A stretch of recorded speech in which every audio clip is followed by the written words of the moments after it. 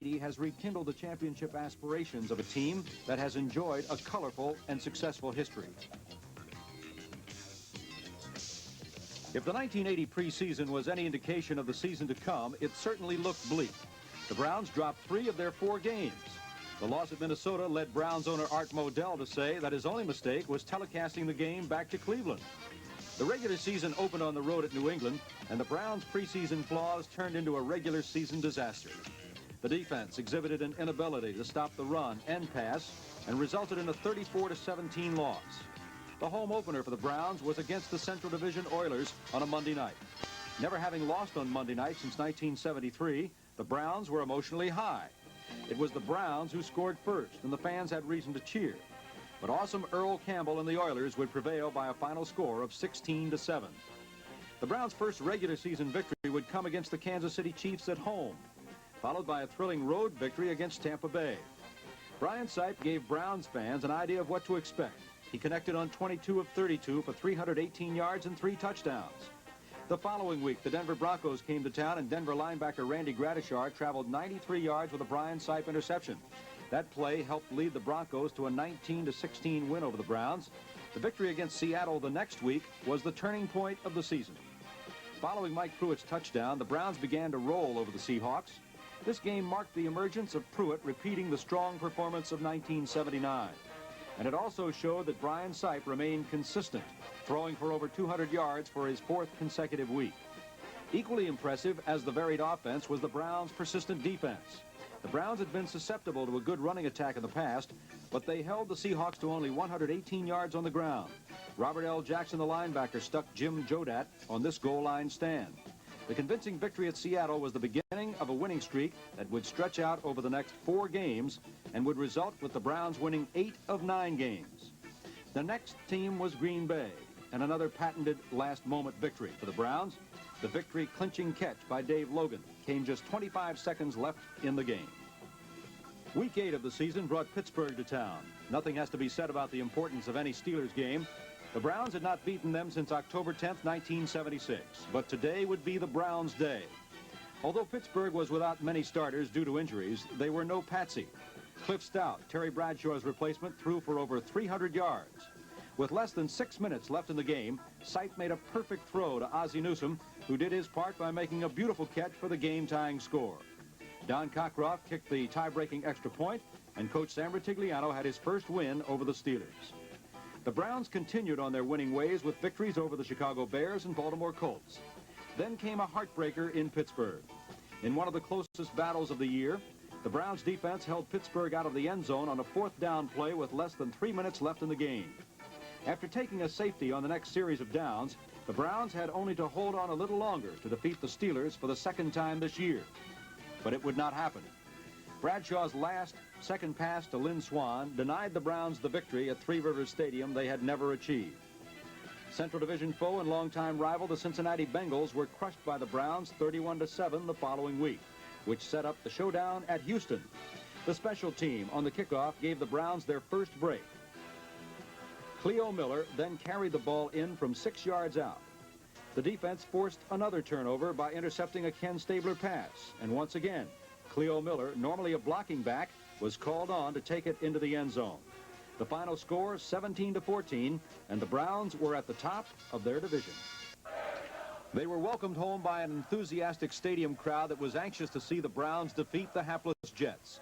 Brian Sipe opened the game throwing as he usually does to a variety of receivers.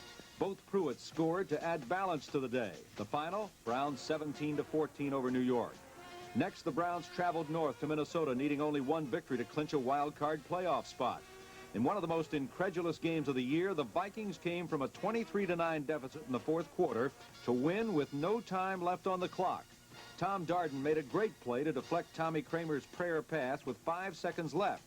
But with a combination of concentration and luck of the bounce, Ahmad Rashad turned Darden's effort into the winning touchdown. That meant that the final game of the season would determine the Browns' fate. And indicative of this 1980 close-to-the-vest season, Browns fans again would be kept breathless until the final seconds at Cincinnati. Brian Sipe sacked more than any time this season, still threw 3 scoring passes, and Don Cockcroft kicked the winning field goal with just 1:25 left and the Browns captured their first title since 1971. The nail-biting decision seemed fitting. In a moment, we'll see how the offense and an improbable defense came together to spell champion after this. Money on. It's a championship town, and we're going to bring the world championship back to Cleveland where it belongs. And Channel 3 gives you the best seat in the house as we bring you every Browns game the rest of the year. Plus, highlights and interviews on Action 3 Sports. You've got a friend.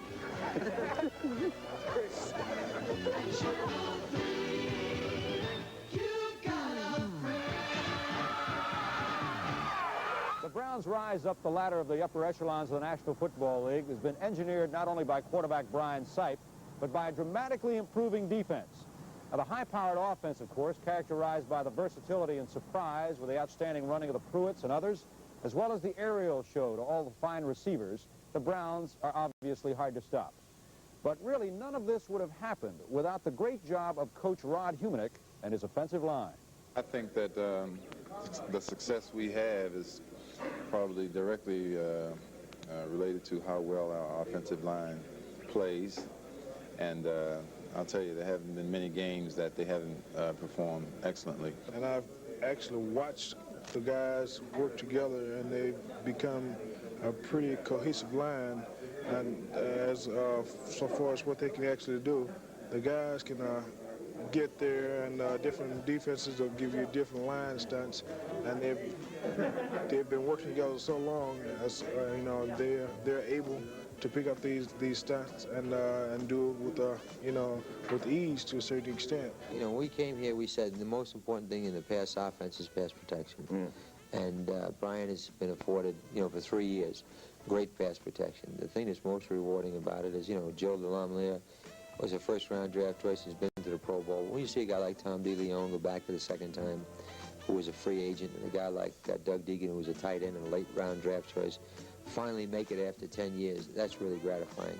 There may be some teams out there that protect their quarterback as well, but I don't think there's any better. I think what makes Brian so special is the fact that he is so bright now and so intelligent, and he can walk up to the line and almost immediately know what to do in a given situation. No question about it. He has, what Blanton Kaya talked about so much, he has great concentration in the pocket. That covers courage and all the other intangibles that are involved in it. He also has the capacity to throw an interception for a touchdown in a big game and come back completely unrattled by it and be better. Now, very few quarterbacks can do that. We felt all along that he had, he was bright, that he had great concentration. We didn't know, how resourceful he was.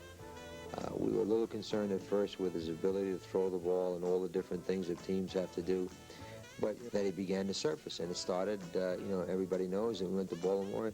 He threw for 300 yards and 5 touchdown passes the first time in his career, and from that point on, he just took off, and it's been a growth pattern for him ever since, and I think he's going to be even better next year.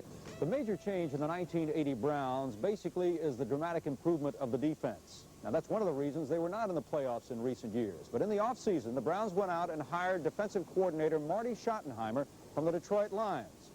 And what he is teaching is what the players are now believing in. We needed somebody who we didn't have prior to that could orchestrate the defense. I felt that I had spread myself, too thin in trying to, get involved as I am, offensively, although I know what's going on defensively. I thought we needed someone to come in with new, fresh approach, a guy that had been a protege of Joe Collier at Denver and worked for Bill Arnsberger at Miami, both advocates of the three-man line. He knew the sophistication of the coverage. He knew the sophistication of the system. I felt that he was bright, he was articulate, looked like he was the kind of guy, in as much as he was young, that had the poise to get involved and play entry during the game. And I might add, so many of the regulars were gone. And then now you're dealing with Henry Bradley and Marshall Harris and Elvis Franks and all young people with the exception of Lyle Alzado, basically the same linebackers. And the very same secondary with the exception of Burrell and Johnson, and then we lost Johnson. So when you look at it, they're a group of overachievers. Why is it clicked? Do you have any idea? Well, I know exactly why it clicked, because I think the coordination that Marty Schottenheimer lent to it and the way in which it was orchestrated was a lot different than the previous 2 years. And I think making the decision to go to three-man line so we could also deploy the very best people we had, not have a guy like a defensive lineman on the field and a guy like Robert Jackson sitting on the bench. And, you know, people had mixed emotions about that themselves, but again, it goes back to what I said initially. You've got to make decisions that are in the best interest of the people that you have and not get worried about how everybody's going to vote for it. You just do what you think is right. The success the Browns are enjoying starts at the top of the organization. We'll hear from owner Art Modell and general manager Peter Hadhazy right after this. Look, you got to be lucky in coaching as you are in the draft. There's no sure pops in coaching. I did have two others in mind for the job. The clincher on Sam was Ford Little's commentary about Sam Rutigliano. He said that the only time in his career he had wished he was a receiver rather than a running back, because Sam coached the receivers. These were the feelings of Art Modell before hiring a new coach in 1977. The man he picked to lead the Browns was Sam Rutigliano. Sam was from losing organizations and had no previous head coaching experience. But general manager Peter Hadhazy was the one person who had faith in him. When we started the process of looking for coaches, I had recommended to Art to talk to Sam first, because I think you'll save yourself a lot of time in conducting interviews all around the country and flying people in. Even though Sam was not a head coach in the NFL. Well, that's correct. Sam, at that time, was on the staff of the New Orleans Saints, who had just lost to the Tampa Bay Buccaneers, which was the Buccaneers' first win, I believe, in 17 or 18 games. One thing that impressed me about Sam, because I deal in nostalgia. I like the great years of the past, and I don't know whether you know this, not John, but I was very close to Blanton Collier. He was not only my head coach, but it was my friend, my associate, my confidant. I was his, and I felt instinctively that in Sam Rutigliano, I found a new, young Blanton Collier. Man has no ego. Boy, that's refreshing in this business, I tell you. I very rarely hear him use the singular pronoun I. It's we. And that's Blanton Collier. It was always his fault when we lost, but we always won. Sam said something, Art and I, that was very impressive. He felt that Brian Sipe could be a winner. He felt that Brian Sipe might even be a great quarterback in the league.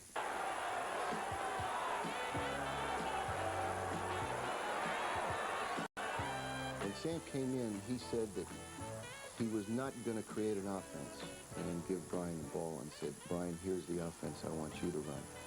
Sam said that he would design an offense specifically tailored for Brian Sipe's abilities and capabilities. And that's exactly what he did once Sam reviewed the films, what Sam had seen of Brian when he was with other clubs. Sam felt that this was the guy that was going to win for us.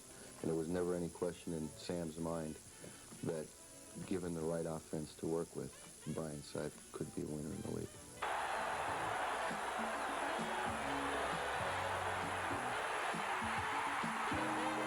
We had better talent in '64 than we have today. Really? Well, no question about it. But we got better people today than we had in '64.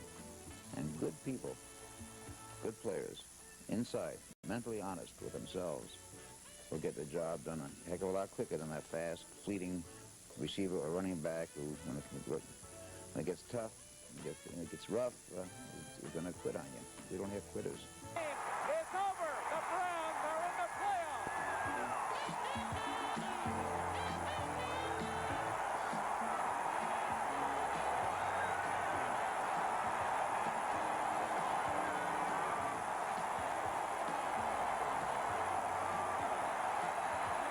Well, after these messages, we'll take a look at Jim Plunkett and the Oakland Raiders.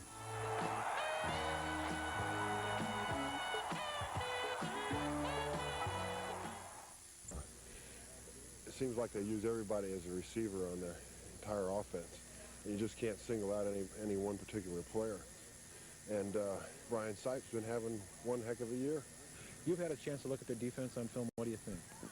All I can say is that, you know, their personnel hasn't changed very much since I've, you know, we don't play them every year, but we played them last year and in '77, and a lot of the faces are the same. A lot have changed, but I know they're a physical team, and when I look at their defense, you know, I look at their linebackers and their defensive line. It was specifically their linebackers. That's usually who I'm keyed up against, either in pass protection or run blocking, and they're all good. This playoff game against the Oakland Raiders will challenge Brian Sipe's offense against the Raiders' opportunistic defense. Since Jim Plunkett took over for the injured Dan Pastorini, the Oakland Raiders have been 8-2, losing only to Philadelphia and Dallas. Even in defeat, Plunkett managed to throw an 86-yard touchdown pass to speedster Cliff Branch. Branch was a world-class sprinter at the University of Colorado and is a constant deep threat.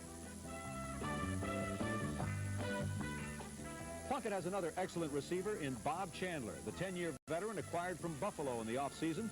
Chandler makes up for a lack of speed by knowing how to feel his way through a defensive backfield, as Denver's Lewis Wright discovered.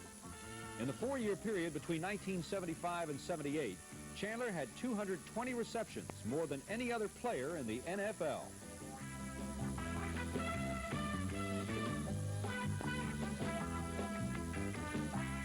But his extraordinary hands are what separates Chandler from other receivers.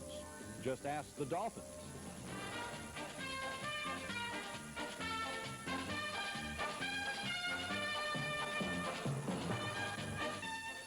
The Raiders have lacked a running back with outside speed in recent years, but Kenny King has rectified that deficiency in 1980. He gained nearly 800 yards despite missing several games with injuries. His longest touchdown run went for 89 yards against the San Diego Chargers. King was almost a forgotten man in the Jack Tatum deal with the Houston Oilers, but opposing teams find him easy to remember now. King is a product of the College of Great Runners, the University of Oklahoma. Arthur Whittington showed some explosive speed of his own with this 89-yard kickoff return against the Bengals. With Whittington and King going outside and Mark Van Egan pounding the inside, the Raiders have their most effective running game in years. The Browns' defense must prepare very diligently for this offensively varied team.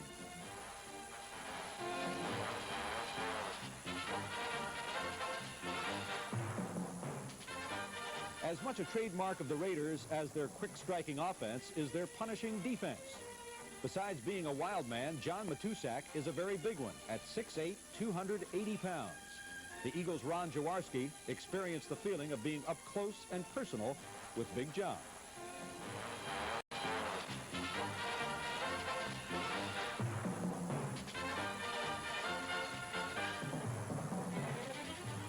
Without doubt, the star performer on a stellar defensive unit has been cornerback Lester Hayes, number 37. His league-leading 13 interceptions, the second highest season total in NFL history, has helped turn the Raiders around this year. And the Browns hope to turn back Oakland's Super Bowl hopes and launch a quest of their own.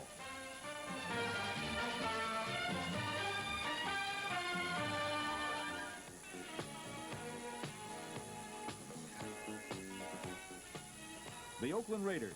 The Browns have a formidable task ahead of them tomorrow. We hope you enjoyed this capsule look at this memorable 1980 Browns season. And remember, the football day begins here tomorrow on Channel 3 with NFL 80 at noon. Good night.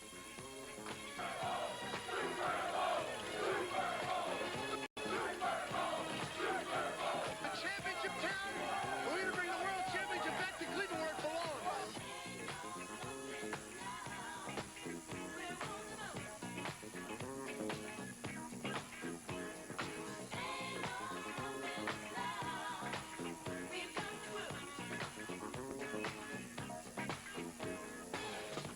So many things that's held us down, but now it looks like things are finally coming around. I know we've got. It's the second Sunday of the NFL's second season, a day of reckoning for the Browns and the Raiders. Under Brian Sipe, the Browns are making a triumphant return to the playoffs after a 7-year absence. Sipe was the NFL's top-rated quarterback, completing at least 50 passes to 4 different men. Defensively, what Cleveland lacks in consistency, they make up in intimidation. Hitters who force turnovers. Forcing turnovers an Oakland strong point, the Raiders led the NFL in interceptions. Last week made life miserable for the Oilers. A wild card entry, they continue to be led by Jim Plunkett. He's the arm and Kenny King the offensive legs of a team that's won 10 of its last 12. We'll look at how the Raiders and Browns match up. Plus, we'll have a comical cut on the cardiac kids of Cleveland. A flippant flick about the heart-pounding heroics of a quick quarterback from the West and an upfront emotional coach from Brooklyn. That, plus highlights of yesterday's playoffs and a commentary from Newsweek's Pete Axthelm as we prepare for a playoff in the bitter cold of Cleveland. Today on NFL 80.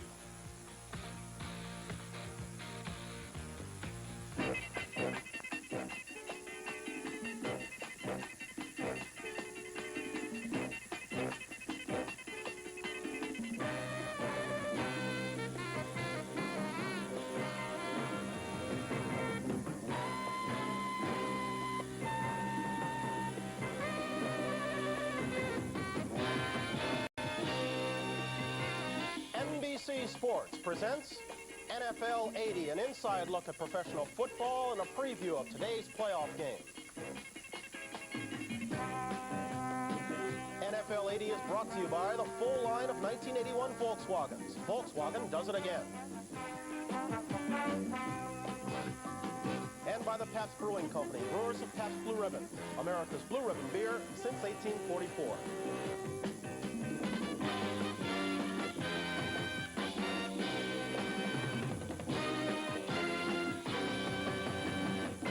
Good afternoon and welcome to NFL 80. I'm Bryant Gumbel. This is Sunday number 18 of the NFL season, Sunday number 2 of Pete Rozell's second season. We've got a very good playoff game on tap. It matches the AFC Central champion Cleveland Browns going against the Oakland Raiders, and the star may well be the weather. It's evoking memories of the '67 game played in the cold of Green Bay between the Cowboys and the Packers. But we'll get to that in a moment. Let's talk yesterday's events.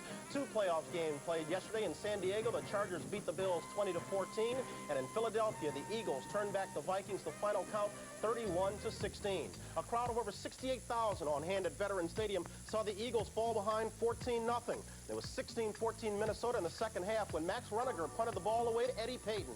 Here was the turnover that changed the game. Payton lost the handle. Reggie Wilkes came up with the ball. Philadelphia's offense was in business, and when they took the lead on a Wilbert Montgomery touchdown, they took it for good. This score made it 21-16. They put 10 more for icing on the cake. Dick Vermeil took the ride. His team will go on to play the winner of today's affair between Dallas and Atlanta. Meanwhile, out west, Chuck Knox came in with the AFC Eastern champions and saw his team play a very strong ball game in defeat. The first score set up on a pass interference call that went against San Diego's Ray Preston. He copped a plea, but it hardly mattered. Buffalo marched it on down, then Roosevelt Leaks completed the drive to give Buffalo a lead of 7-3. Joe Ferguson was hurt early on in the ball game. He had no mobility, but limping around, he completed one as the first half ended for Frank Lewis, and Buffalo led 14-3. But San Diego came back. They came roaring out early in the second half. Fouts up top to Charlie Joyner. That closed it to 14-10. It was close to 14-13 with just over 2 minutes left when Fouts fired a strike into the arms of Ron Smith to move San Diego into position to meet the winner of today's game between Oakland and Cleveland. As pertains to that game, Oakland, the wild card entry, Cleveland, champions of the AFC Central. A lot of stars on both sides, but the central theme in today's game could well be the weather. Let's go out and check on the conditions with Don Brody. Don Crickey and John Brody. Thank you, Bryant. The weather is a fearsome presence here in Cleveland. This was the scene yesterday. A tarpaulin covered the playing field. It came off today, but when it did, it was a frozen playing surface. This is no day at the beach in Cleveland. It's going to be tough here. John Brody, in your many years as a quarterback in the National Football League, I know you saw some plenty of tough days. Anything like this? I don't think the number up on the thermometer is the indicator. I played when it was 0 degrees, but there's a 35-mile-an-hour wind chill factor. I've never been in situations like this. Those players are going to have to change a lot of what they do structurally. Patterns will change. A lot of things will develop. Well, they came out trying different shoes. They tried a soft-soled shoe they got from Canada. They used that in the Canadian Football League. A lot of them didn't like that. We're going to see how it's going to work out very shortly. Now let's go down to Mike Adamley on the field. Well, Don and John, Cleveland's cardiac kids seem to be this year's Destiny's children as they've thrilled the fans here with their improbable play. The Raiders, on the other hand, well, it was supposed to be a rebuilding year, yet they're in the playoffs, and they traded quality players for future draft choices. For a matchup of today's game, let's take a look at how the Raiders and Browns match up. Perhaps playing their last game in Alameda County Stadium in what was Bum Phillips' last game as Oiler head coach, the Raiders sacked Kenny Stabler 7 times in a 27-7 wild card win. Al Davis loved what he saw as his Pride and Poise gang shut down the vaunted 2 tight end offense. Quarterback Lester Hayes, number 37, had a day that he can tell his grandchildren about. 2 sacks and 2 interceptions. This one a 20-yard touchdown return which sealed the victory. Quarterback Jim Plunkett completed only 8 passes on the afternoon, but 2 of them were for touchdowns. His 1-yard strike to Todd Christensen, and then this 44-yard salvo to Whippet Arthur Whittington. When all was said and done, the Raiders left the Oilers dejected. Said so long, Houston, and hello, Cleveland. Well, one of the things we have to do is stop Sipe. He's had a tremendous year. He's completed 60% of his passes, throwing well over 500 passes. They have outstanding receivers, and we just have to do a good job in containing him because he is an elusive quarterback and gets rid of the ball quickly and can scramble. It's a different type quarterback than the one we just faced last Sunday. We have to do a lot of things to beat the Browns. You know, on offense, they have an excellent passing attack in Brian Sipe, and they have a great core of wide receivers, and they have an excellent defense. I think what the Raiders have to do is go out and play Raider football and out-hit them and be very smart about the game and just play with a lot of intensity. To stop Brian Sipe, we need to find a 7'1" basketball-type player with the big bombs that he's throwing that I've seen on films. I think that's the only way that we can defend him. How do I rate the Cleveland offense is the question. It's an excellent offense, a lot of weapons. Sipe is a great passer. He can run well. Mike Pruitt's a powerful back. They've got 4 receivers with over 50 receptions. We got our hands full. And the Cleveland fans are just absolutely, greatest fans in the country. And 80,000 of them packed in that stadium. Forget it, it's going to be an explosion. Well, Twos, you got that right. The Cleveland fans have waited 8 years for a playoff caliber team. Now they've got Cypher Bowl fever, and why not? In Brian Sipe, the Brownies have one of the NFL's great overachievers. On the season, 30 touchdowns, over 4,000 yards passing. Not bad for a guy scouts considered too small and too unorthodox to play in the NFL. Brian was at his best when the chips were down. He had a stable of capable wide receivers to go to, like the reliable Reggie Rucker, number 33. Or the angular, number 85, Dave Logan. Or the ageless wonder, number 35, Calvin Hill. On the ground, Greg Pruitt teamed up with 1,000-yard back Mike Pruitt to keep defenses honest, as did 1979 Heisman Trophy winner Charles White. The Browns play spirited defense, and although they gave up a lot of yardage in 1980, Cleveland defenders came up with enough big plays to reach today's playoffs. I think it's going to be a tough game. I hope it's high scoring on our part and low scoring on their part. They played an entirely different team than the Cleveland Browns last week. Of course, we don't use the 2 tight end offense, and in order for them to blitz cornerbacks, they've got to bring them practically from the bench, so that's something that shouldn't be a part of this game. We pick up the blitz very well, and I think that I don't have to remind people that when a defense blitzes, they're handicapping themselves. They're putting themselves in a tough spot unless they get to the quarterback. But we've got an awfully good offensive line, and we pick up those blitzes, and there's going to be some people running loose in the secondary. I describe Oakland's defensive back as like a mugging in Central Park on weekends in New York City, if you know what I mean. They're all over you. I think their assignments are to follow the man anywhere he goes, and it's probably including if he goes into the John, they probably want you to follow him there too. They're very good, in essence. They're very good. There's an adage that speed kills, and it does. So in order to stop a guy with the speed of Cliff Branch, you got to beat him up. Hopefully we can get to him early enough so that he doesn't catch a big play on us. Very brutal, intimidating, talkative. Game. Archell, I want you.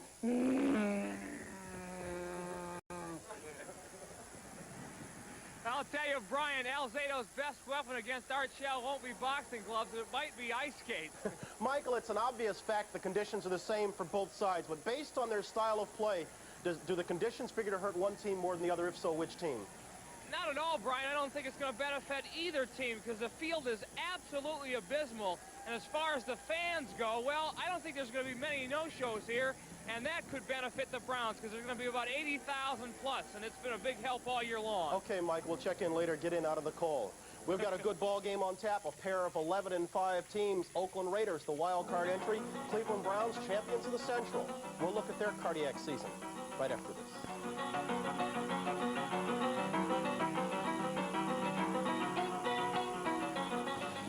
Come easy. 12 of their 16 games have been settled by 7 points or less. So our friends at NFL Films have worked up this salute to a season the Browns won't soon forget.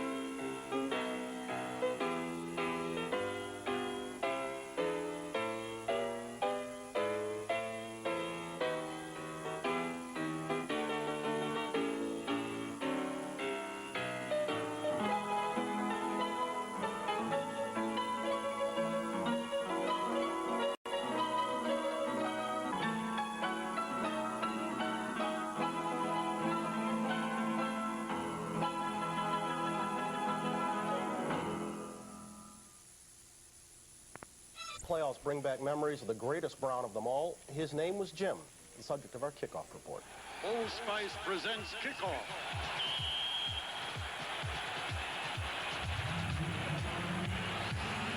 Kickoff is brought to you by Old Spice Aftershave Lotion, the fresh, clean scent women love. In a game played by an always-changing cast of highly competitive men, it was almost unthinkable the way Jimmy Brown totally dominated the position of fullback for almost a decade.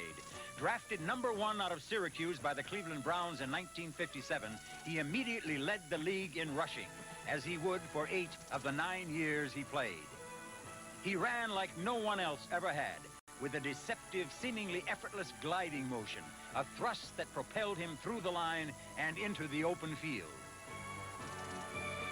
He had different speeds, different paces, gears he could shift at will, and gang tackling was the only sure way to stop him. Incredibly, he averaged 104 yards a game over his entire career, rewriting the record book along the way. He was always different, always the same, a blend of all the essentials: straightaway power, speed, balance, boldness, strength, stamina, and courage. He never missed a game. 2 simple statistics tell it all. In the history of professional football, no one has ever carried the ball for more yardage or scored more touchdowns than Jimmy Brown, Cleveland's perfect fullback. Under 500. How do you introduce a man who's 4-0 in bonus picks? How do you introduce a man who had a push yesterday? I never could answer that. So simply, here's Pete Exton. Thank you, Bryant. Now that we've had a look at the Cleveland Browns, I want to talk a little about the Oakland Raiders. A lot of people say that Jim Plunkett had a bad day last week, completed 8 passes. I maintain that in Al Davis's conception of football, that's not a bad day. Al has gone back to the days of Darryl LaMonica, the Mad Bomber. He doesn't want a guy to complete 18 out of 21 with the longest one for 12 yards. He wants the constant threat of the deep bomb. And he's got it now with Plunkett. He's got, as he puts it, he doesn't want respect, he wants fear. And he's got fear in the hearts of the opposition. I'd like the Raiders even better today if I knew that Al could get into the Cleveland Stadium and water the field like he does at home. But if he watered it in Cleveland, it wouldn't matter anyway because it would freeze immediately. Nevertheless, I give the Raiders a big shot today. They're one of my 2 bonus picks. I like the Raiders plus 3.5 against the Browns. And I like Atlanta minus 2.5 against Dallas. That brings up the question, what if the Raiders go all the way? And in the locker room, after the Super Bowl, Pete Rozelle has to hand the winning trophy to Al Davis, who has criticized him, made charges against him, and so forth. Well, I think the answer is, when Rozelle hands that trophy toward Al, Lester Hayes will intercept it. Lester Hayes just might. He's coming off a big week. Last week against Houston, Lester Hayes, 2 sacks and 2 interceptions. And how cold is it in Cleveland? Well, you've heard of bands warming up, right? Well, when the band in Cleveland warms up, the band in Cleveland warms up. By jumping up and down, it is bitter cold, and that's what the Raiders and Browns have to face. Big ball game on tap. We'll be back with you at halftime with highlights. But right now, we're getting set for the kickoff. NFL 80 continues. We go down on the field right after these messages from your local station. BJ Hires. The championship town. We're going to bring the world championship back to Cleveland where it belongs.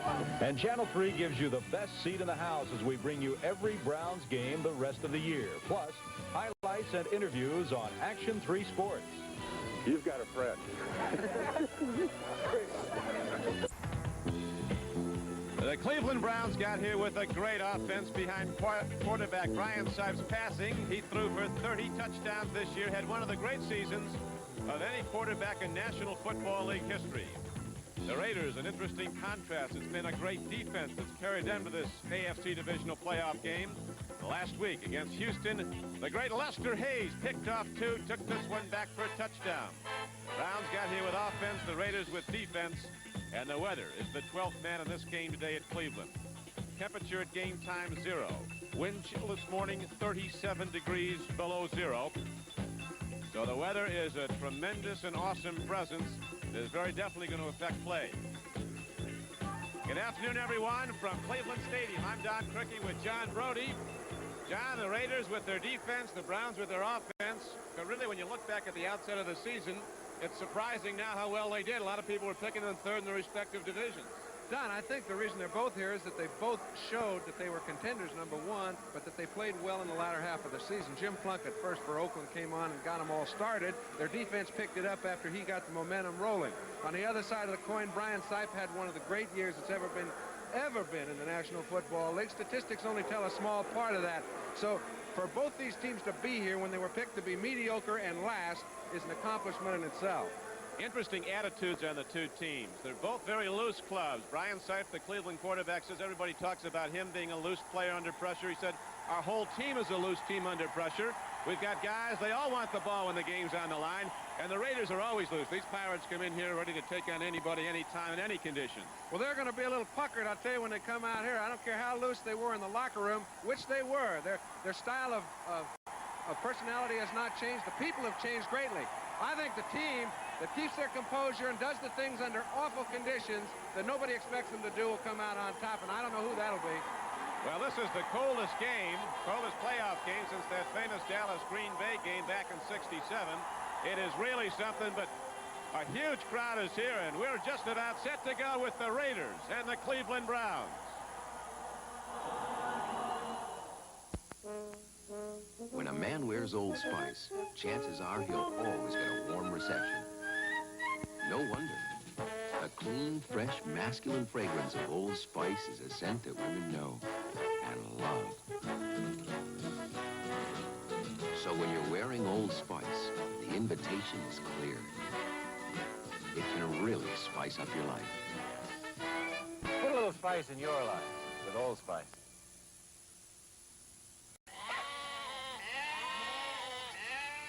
Ah, a Volkswagen Rabbit diesel. Aye, laddie, the best-selling diesel in Europe. Why'd you buy yours? Because I make 20 trips between Glasgow and Edinburgh every year. And you have to think of economy. 20 trips across Scotland. Even a rabbit must use a lot of fuel. Aye. Last year I had to buy 2 full tankfuls. Volkswagen does it again. Dial it at National Sports News. It's new, it's rational, just to call National Sports for all the latest reports.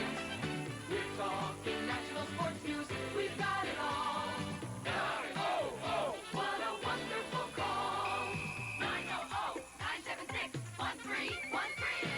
900-976-1313. Dial it. We're talking to you. People in distant lands have gone to great lengths to rent Ryder trucks because the legend of Ryder trucks has spread from country to country, and tales of their incredible reliability have been told and retold. No wonder people around the world go to such extremes to rent shiny, clean Ryder trucks. She's so beautiful. So be grateful, America.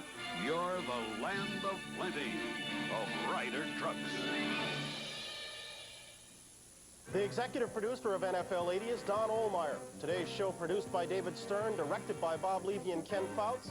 Technical directors Sal Nagita, Bruce Berquist. Associate directors Mary Buda, John Filippelli. Associate producer David Neal. Coming up, it's the Oakland Raiders and the Cleveland Browns on NBC. George Burns and John Denver star in Oh God, Monday at 9, 8 Central and Mountain. Hey, guy, where are you going? Well, I'm going... Have you heard about Ready Check Plus? Well, Central Bank's new checking account that pays interest? Yeah, but Oh, you've already signed up for your Ready Check account, eh? Well, no, but I'm going... Oh, well, for goodness sakes, now's the time to do it, guy. Well, I know, but if Well, listen, if you sign up now, you won't have to pay any service charges till April 1st. Well, sure, but How if about that, April 1st? No fooling. How can you pass that up? Well, I'm trying not to. That's where I'm going, to Central. Oh, good talking to you. Call the Central Hotline for details. Wendy's has the taste. Come into Wendy's restaurant for a single, a tasty quarter-pound hamburger, or have a double, a half-pound. And for you big eaters, the triple, 3/4 of a pound, made fresh, not frozen, and hot off the grill. Order them up just the way you want them, 256 ways, with cheese, pickle, relish, tomato, or more. Bite into a Wendy's old-fashioned hamburger, 100% pure beef. Wendy's has the taste. We have the taste. That's Wendy's taste. We have the taste. Good party. Say, did you catch the news last night on Channel 3? Gee, no, I didn't. Oh, gee, I love this. But did you see Mona Scott's consumer report about the price of this stuff? Oh, I saw that. Life can be a lot more interesting for people who watch Action 3 News. Say, I'll just bet you watched Channel 3 News last night. Yeah. In fact, we're making people more interesting all over town.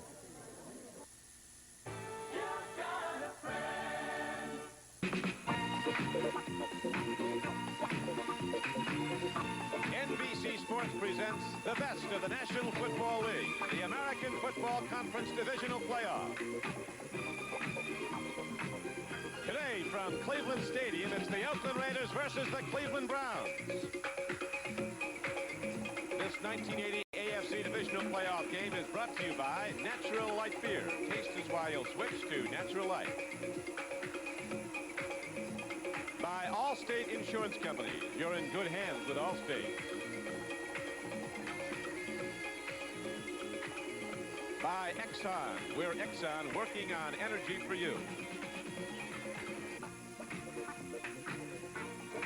And by Dodge, with the new 6-passenger Dodge Aries K and the new Ram Tough Dodge pickups and vans.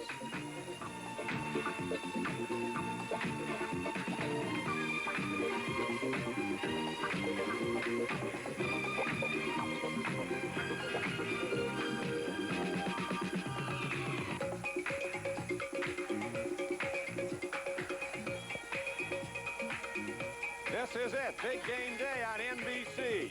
The Cleveland Browns and the Oakland Raiders. The Raiders coming in having already won the AFC wildcard game. They come in with a record now this season of 12-5. The Cleveland Browns, champions of the tough AFC Central, 11-5. The Browns, called by their owner Art Modell, a team of overachievers under Sam Ratigliano. You very seldom, John, hear any players speak glowingly about a head coach as do the Cleveland Browns to Sam Ratigliano. Well, Don, I think he has turned it around so convincingly in such a short period of time. He's a sort of fellow that the bigger the game, the more enthusiastic he is and the more he gets you ready to play it. I don't think he's one of those who concerns himself with worrying about the outcome so much as preparing his group for the game itself. And I'd say on the other side of the coin, Tom Flores does the same thing, and the personality of the two teams is such, I think it's a good indication of why they're here.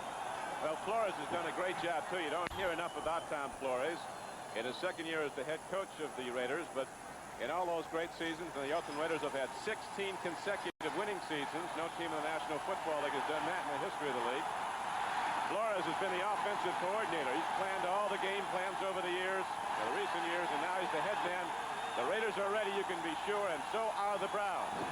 Wind chill, minus 30-some-odd degrees, 37 at the outset. The up back takes the kickoff, doesn't get too far with it. Todd Christensen got the ball. Got across the 30-yard line to about the 31. So Jimmy Plunkett now comes out to quarterback the Raiders with Kenny King and Mark Van Eegen. He'll be a big factor in this game, the runners. Cliff Branch and Bob Chandler, the wide receivers. Raymond Chester, the tight end. The great offensive line of the Raiders. Art Shell and Gene Upshaw on the left side. Dave Dalby at center. Mickey Marvin and Henry Lawrence on the right side. The Raiders set to go. First play from scrimmage. And they are starting up early in Cleveland. An unbelievable following of the Cleveland Browns. It's rejuvenated this city, picked up the whole community. The Browns are the heroes of Cleveland, and right now the Brown defense doesn't give much up, nor does the playing field, which is rock hard. As the Raiders go to Mark Van Eegen, and he got ahead for maybe a yard. See where they have it spotted. He got to about the line of scrimmage. Cleveland young on the defensive line except for Alzado. Marshall Harris and Henry Bradley, the nose tackle. Along with Alzado, good linebackers in Charlie Hall, Robert L. Jackson, Dick Ambrose, and Clay Matthews. Bolton had a great year at the left corner. Burrell's a young player out of LSU. They liked him a lot. Darden and Scott, the safeties, experienced and good. Second down and over 9. Plunkett stands in, lets it go long, and Jim Plunkett wasn't anywhere close to his intended receiver. He was looking at Kenny King coming out of the backfield. Don, I think you're going to see an awful lot of things change throughout the course of the game as the players realize how good their footing is, or on the other side of the coin, how poor it is. The type of patterns you're going to see run are the type that don't take a lot of movement, not a lot of pattern running, anything where a guy gets going in one direction, across the flow, keep the defensive backs making their movements as sharply as possible, because you're not going to have any footing. That's all there is to it. They had the field covered, but when it came off, the wind whipped down and killed it into a hard playing surface on 3rd down and 9. Plunkett takes a deep look, goes way over Chandler, and as the ball came overhead, Ron Bolton put a slug on Bobby Chandler. Al Davis told us early, John, that he got Bob Chandler for one big reason. He's a cold-weather player from his years at Buffalo. He catches it in cold weather, but not one like this. It's too high. He's one of the few fellas, I think, who will run his patterns better than most players will. They're going to double on Branch. They don't want to let him loose. It's going to be very hard executing all day long. You're going to see Bob Chandler in a position to catch a lot of balls. It's getting the execution done that'll be the tough part. On the other side of the coin, Cleveland's got their work cut out for them, too, because they got to this playoff because they put the ball up in the air. And the conditions today do not indicate that. So now we're going to have a punt from the Oakland Raiders' Ray Guy. Snap's good. He gets off a punt, doesn't carry too deep. It's going to be taken by Keith Wright. Crosses the 30. He's caught. Ball is blown dead at the 30-yard line. There's going to be some turnovers. You can count on that. Ray Guy with that absolutely unbelievable punting day against Houston in the wild card game when he kicked 9 for an average of over 51 yards, kicked that one 44. Brian Sipe, the #1 quarterback this season in the NFL at quarterback. Mike Pruitt, a big back from Purdue, and Calvin Hill, the veteran, will be the starting runners for the Browns. Dave Logan, Reggie Rucker, and Ozzie Newsome, all with over 50 receptions, the receivers. Good offensive line. They don't let Sipe get hurt very often. Deacon, Shepard, DeLeon, Delamalier, and Cody Rison. Cleveland with its first possession. 1st down and 10 for the Browns at their 30. Sipe goes right after the deep throw, and he's going to Logan. Screened off the ball by Dwayne Osteen. So the Browns come out pitching. As you were pointing out, John, they got here throwing the ball, and Sipe's ready to go despite the weather. I don't think there's going to be any change of the way they attack, whether or not they throw the ball a lot. They will throw the ball an awful lot because Oakland would love to have a team running the ball on 1st and 10 because guys like Matusa, Kinlaw, you name it, those down linemen have been very strong against the run all year. They've shut teams down to 40 yards a game less than they did last year. There's the defensive secondary. The Raiders have intercepted more than any team in the NFL. They have 35 interceptions as a team. On 2nd and 10, Calvin Hill gets the call, and the big back from Yale takes it straight ahead to the 35-yard line. A gain of 4 yards on the play. Be 2nd down and 6. Dave Browning made the knockdown, defensive right end. But Tuzak, Kinlaw, and Browning across the defensive front of Oakland. Don, the offensive line of Cleveland has 3 players going to the Pro Bowl. They match up very well against Oakland's defensive front 4. And if you don't handle them at the line of scrimmage, they will dictate the outcome of a football game as they did last week against Houston. 3rd down and about 5 for Cleveland. Ball just across their 35-yard line. There's no score early in the 1st quarter. Sipe stands in, sets up, gets time, puts it out there, and a free ball is in the secondary, incomplete. Came into Calvin Hill, and that ball was skirt free in the secondary. Don, you'll notice Calvin Hill was a ball carrier on the 2nd play of the game, an intended pass receiver on 3rd down. They've started him today for the first time all year for 2 reasons. 1, so he can protect Brian Sipe. Number 2, so he can run pass routes. He'll carry the ball a little bit, but he's in there because this is going to be a day, in their opinion, they want the experience. They want the guy that is not going to let someone free on Brian Sipe. Now back to receive the punt, Keith Moody for the Oakland Raiders. Johnny Evans in to punt for the Browns. Hits the ball at his 25. Looks like somebody got a piece of it. It goes downfield and takes a Cleveland roll low. And a hop out inside the 30-yard line, roll down to the 28. And there, the Raiders will go on offense for a 2nd time in this playoff game. Johnny Evans, a 39-yard per punt man throughout this season for Cleveland. Sam Ratigliano was particularly concerned about Evans' counterpart, Ray Guy, and his kicking game. We'll be back at Cleveland in a moment. Light beer, Mr. Monaconti, and I switched to Natural Light.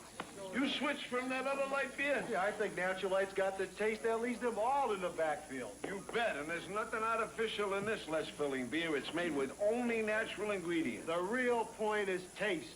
Besides, since I switched to Natural Light, I'm making a name for myself. Hey, Nick Monaconti! Where? I know him. Natural Light. Taste is why you'll switch. Is the Energizer just another battery? Is the Indy 500 just another race? The Energizer from Ever-Ready Technology. Of all leading brands, nothing outlasts, nothing outperforms the Energizer. Ever-Ready made sure. Your photo flash, calculator, toy, they'll tell you. Energize me. Energizer, energize. For life. Long life. With John Brody, this is Don Crickey back at Cleveland Stadium. The sun is out, but the wind chill has the temperature on the playing field at minus 30 degrees. The Oakland Raiders have the ball for the second time. First and 10. Plunkett, hands off, goes to Van Egan. And Van Egan, one of the quickest fullbacks in the league at hitting the hole, as offensive lineman will tell you, has a hard time driving ahead on a frozen playing surface. Marshall Harris, the left end for the Browns, knocked him down. So the Raiders come up with 2nd and 9. Anybody that's quick hitting the line today is going to get a check. I don't think that anyone's going to be too quick. Just getting off in the snap of the ball, making sure your footing's okay, will give you a chance to take advantage of someone else who might fall, and that's what's going to dictate the breaks. 2nd and over 9. Bob Chandler comes wide to the right. Cliff Branch to the left. Swing pass goes to Kenny King. And King of the Raiders loses the ball as he goes out of bounds. Along either sideline, it is sheer, hard-packed ice where the tarp wasn't covering, and there's portions of the playing field that have some ice on it. Froze up once the tarp came off.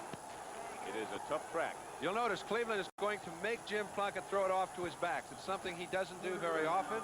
When he does, they are very effective. He's just not geared to be one of those nickel and dime type quarterbacks. They try to attack a defense. Cleveland's not going to allow him to do that. You'll see them in no man-to-man situations early. He's got to come off to his backs and hope something good happens.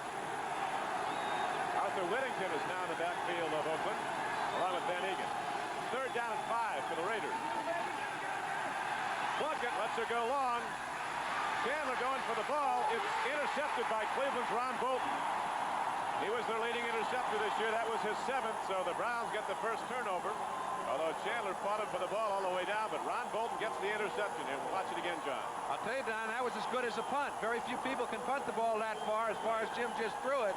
Obviously, it's always fun to intercept the ball. You gear yourself down as a defensive secondary player to pick up anything that comes in your area. Ron Bolton, on that particular occasion, was 15 yards back of the line of scrimmage. When high interest rates keep America from buying the fuel-efficient cars it needs, it's time to do something about it. Starting now, when you buy a new U.S.-built 81 Chrysler, Plymouth, or Dodge passenger car on credit, you can deduct 7% from the sticker price, including options, because we think the interest rates are 7% too high. That number will move up or down depending on a significant change in the prime interest rate. Make your best deal, then get $380 to $1,200 direct from Chrysler. We'll help you buy the car you want. The new Bic roller feels so smooth you don't just write, you go with the flow. Come on, Jackson, let's take a shower. Hey, don't rush me. I'm going with the flow. I can't write a fan letter to the Bee Gees with a pen that mushes down. Get with it, sister. Go with the flow. The new Bic roller lets you go with the flow and go, because our point won't turn to mush no matter how hard you push. We've done it. We've taught Herman to go with the flow. The Bic roller, go with the flow. On Monday, meet God. Not what you expected, huh? John Denver and George Burns star in the comedy hit Oh God, Monday at 9, 8 Central and Mountain. Here is Ron Bolton's interception, and the Browns have their second possession. They'll start from their 27-yard line. Again, it was an attempt to attack a defensive man playing one-on-one with Bob Chandler. You have to try that, but it was a hook and go. Bolton was buying none of it. Way beyond Chandler when the ball was in the air. Ron Bolton, the only guy that's caught a ball so far today. Here's a handoff on the first down from scrimmage, and driving straight ahead is the big Purdue fullback Mike Pruitt. Over 1,000 yards rushing again this year. 4.2 a carry. And he was best leading receiver for Cleveland, 63 receptions. And that still misses his most important ingredient, his ability to get all the assignments correct, the ability to block for Brian Sipe. That's how he originally got into the starting lineup, as a blocker for Greg Pruitt. He came on so well, ran the ball so well, that he's become a mainstay.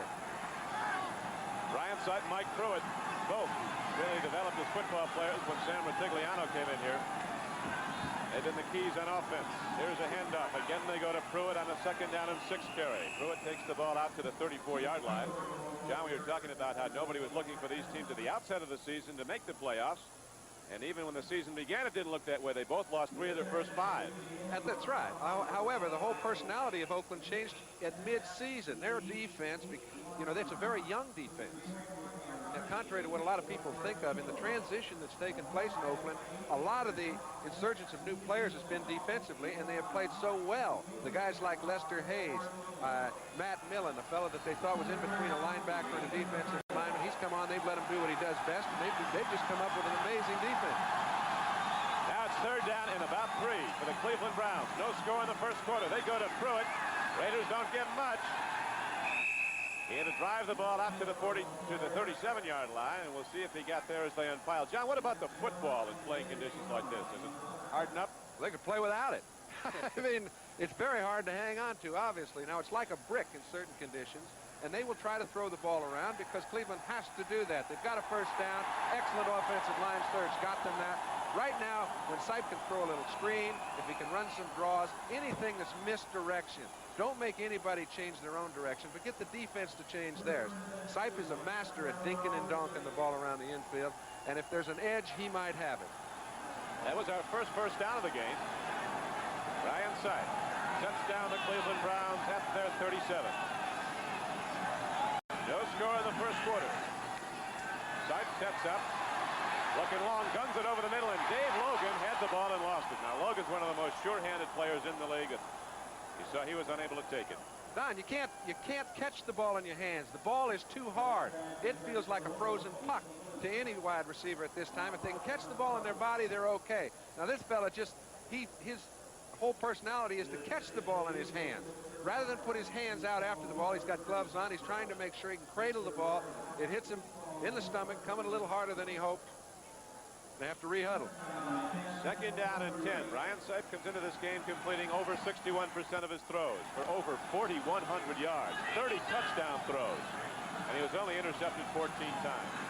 He graded out as the #1 quarterback in the league, and he'll start for the AFC in the Pro Bowl.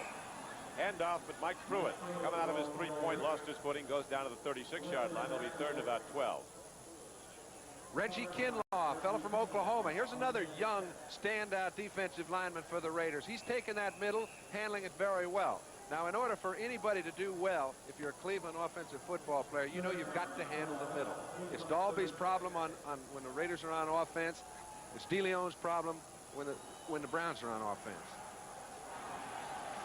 Ted Hendricks, Matt Millen, Bob Nelson, Rod Martin, the linebackers for the Raiders.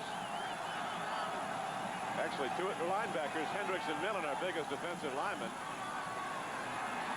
Sipe on 3rd and 12, swings it out. Calvin Hill makes the turn, but Millen catches him, the rookie from Penn State. He's the biggest linebacker in the league from a weight standpoint, 260, and next to him is Hendricks, who's the tallest at 6'7". Don, and the concern about Millen is that can he cover anyone on pass routes? That time in a 3rd down situation, they left him in the ball game.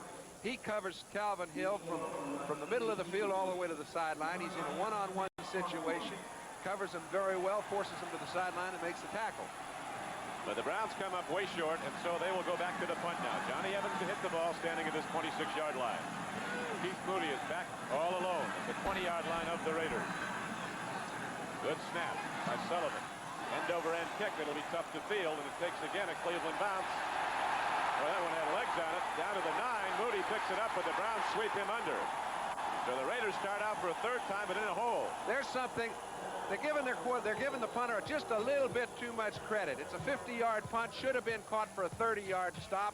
That's a very important phase of this game. Get up there and catch that ball before it hits the ground, because if you don't, you might find yourself 1st and 10 inside your own 10. When I was a kid working this old gas pump, I never thought I'd be back here telling you that Pennzoil saves gasoline.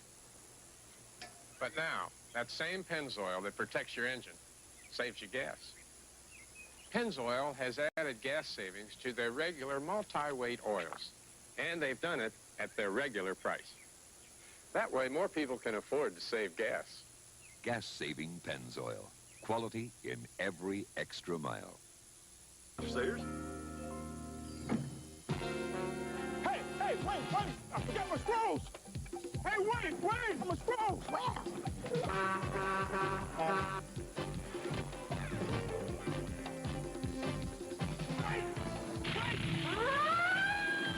Where's the fire? Can't talk now. Left the souls like hell. What the hell, Sayers? Couldn't tell, but whoever he was, he's a real beer lover. One beer lover to another Stroh's. We're back and set to go at Cleveland. On Tricky with John Brody. Oakland Raiders with their third possession. So far, no one has been close to the end zone. The Raiders are now, but to their own. They're backed up to their 11 after the punt.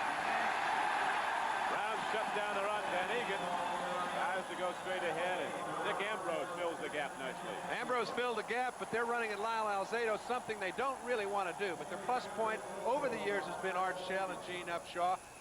Alzado mentioned early before the ball game that whenever I play against Shell and Upshaw, I'm not the same for 3 weeks. He said, I don't know what effect it has on them, but I do know how it handles me. It's a war down there. Upshaw in his 13th year has never missed a game, playing in his 205th consecutive game. Handoff. Kenny King, and the Browns don't give him a thing. Browns have done well all season stopping the run. We're taking a look at Dick Ambrose. Sam Bogosian said they've got some fine linebackers, but the guy that holds them all together is Ambrose. He's always in the wrong spot if you're offensively minded. He's always sitting where your ball carrier is trying to run the ball.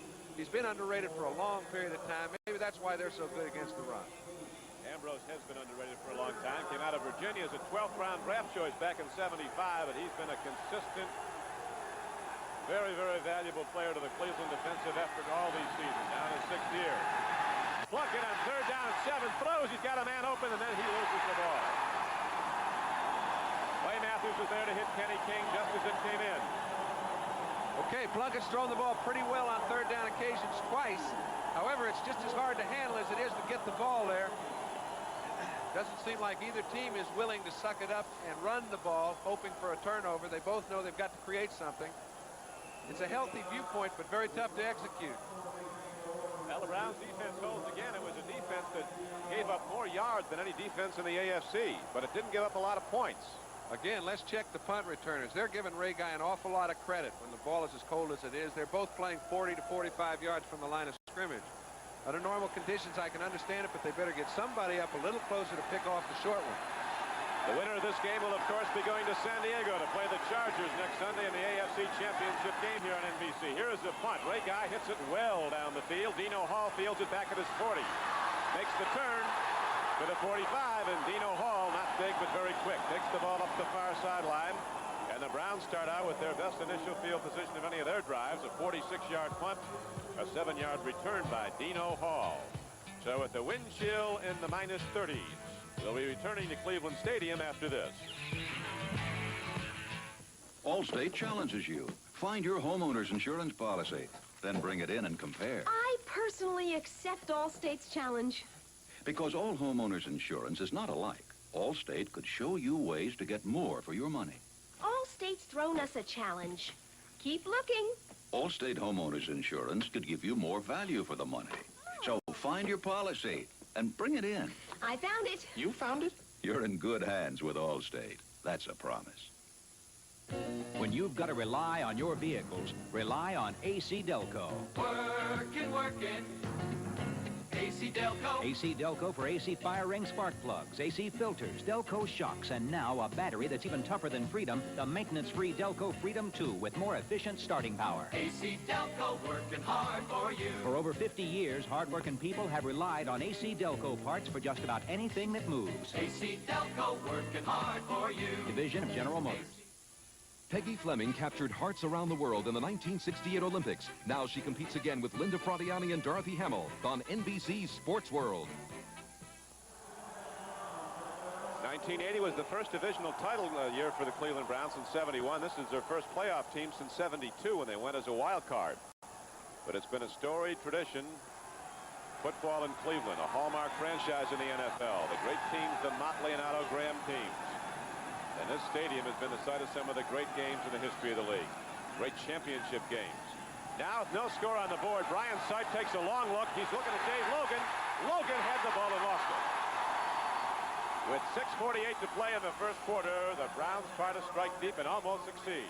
Well, Don, you see, catching a football is just part of a movement. It's not a conscious thought to catch the football. You do that, it's automatic. All the intention is on a way to run your pattern and get open. Today, the game changes. You've got to put all your attention on catching the football. It's not so hard to get open. You because everybody's slipping and sliding out there. But when that ball gets in your area, to hang on to it is a problem. A real problem. And it's not going to get any better. The Browns now come out 2nd down and 10. First team that gets in the end zone might have won the game when this one is finally decided. Well, I think the players are getting more accustomed to it than less, and that surprises me. Sipe throws long again. Calvin Hill is out there. And the ball literally bounced off the helmet of Rod Martin. Calvin Hill, what a story he is. Came to Cleveland in '78 as a free agent after his great seasons at Dallas and Washington. And we mentioned he runs about as precise a route as any back going down the pike. They got him because they knew he was a very experienced, good blocking, good receiving halfback. And when you have a guy like Brian Sipe, to have a halfback like Calvin Hill is something you just can't replace. When you catch 50 balls as a halfback, you know you've helped some. Calvin Hill has been a great one. 6 touchdown receptions this year for the Browns. They call him the pinch hitter. He comes in and hits the home run for him, making those receptions. 3rd down and 10. Sipe's only completed 1 of 6. Look at the interception by the great Lester Hayes. The man's a phenomenal football player. Lester Hayes with his 16th interception of this season. He had 2 last week and 13 in the regular season, and he had 4 other ones that were negated by penalties. Don, when you see Lester Hayes, he's playing bump and run. Now, if you're a quarterback, you say, hey, he's playing bump and run all over the field. I've got to be able to get to Reggie Rucker. He's got him one-on-one all over the field. He might even fall down. Lester Hayes intimidates people. It's why he's gained 13 interceptions this year, is because teams are reluctant to let him get away with that. However, he's winning at his own game, having the greatest year of any cornerback for several years. He and Hendricks have been so outstanding, the Raiders have just gone with him. Well, they challenged Lester Hayes, and they came up empty, and now the Raiders have the ball back. An interception each way so far in the game. On a 1st and 10 play, Robert L. Jackson comes in and makes the stop on Kenny King. You remember Ron Bolton had the interception earlier. Game clock down to 6:20 to play in the 1st quarter. No score on the board or anything close to it so far. You see King running back to the huddle almost as hard as he ran to the line of scrimmage. I tell you, they're trying to stay warm, trying to pump themselves up, trying to convince themselves it's not cold out there, and it's a hard thing to do. They trucked some heated benches in from Philadelphia. That's only mild help, though, in these conditions. It's now 2nd down and 7, and the Browns shut down the run. They go back to Kenny King, the Oklahoma runner. At a 4.4 per carry average this season. Knocked down by Charlie Hall. You know what you might think looking into this ball game? You say, boy, this really has to hurt Brian Sipe and his offense. I think it helps their defense more than it hurts Brian's offense. What is Cleveland? They're good against the run, extremely suspect against the pass. They've allowed 3,800 yards plus, but when it comes to somebody running over the top of, nobody's had success doing it. They stopped the long pass and they stopped the run. Marshall Harris, no flag is down, though. He got back in time, apparently. Plunkett going long. Cliff Branch is out there. Through his arm. Branch had a step on the defender, Clinton Burrell. And the Raiders almost hit the big one. Both these quarterbacks have fired the ball very well. When you can throw the ball accurately at 40 yards, the wind doesn't seem to be as much of a factor as it was at kickoff time. You know you can throw it. Hanging on again is a problem. Right now, we pause briefly for station identification. This is the NBC television network. WKYC TV3 live in the Browns locker room after the game. With John Brody, this is Don Crickey. Mike Adamle also with us here at Cleveland Stadium for this AFC playoff game. The Oakland Raiders and the Cleveland Browns scoreless in the 1st quarter. 5:14 to play in it. As the Raiders punt again. Ray Guy didn't get this one downfield too far, but they're all so tough to handle, and the Browns won't challenge the ball. They'll let it roll dead, and it goes down at about the 30-yard line of Cleveland. All of America felt their heartbreak at Lake Placid, but now Ty Babiloni and Randy Gardner compete again, joined by Peggy Fleming, Linda Fradiani, and Dorothy Hamill in the first World Professional Figure Skating Championship, starting January 18th on NBC Sports World. Plus the hilarious antics and basketball wizardry of Meadowlark Levin and the Buccateers, all on the season premiere of NBC Sports World, January 18th. 5:05 to go in the 1st quarter. The Browns with the ball again, this time starting out at their 30. That was only a 31-yard punt by Ray Guy. He got a bad bounce, though. It could have gone right down inside the 10. Nobody was there to field it. Actually hopped back toward the Raiders. Sipe on 1st down, looking long. Man is out there. Reggie Rucker had his fingertips on the ball. So we've had a lot of near misses in the game as both quarterbacks challenging deep.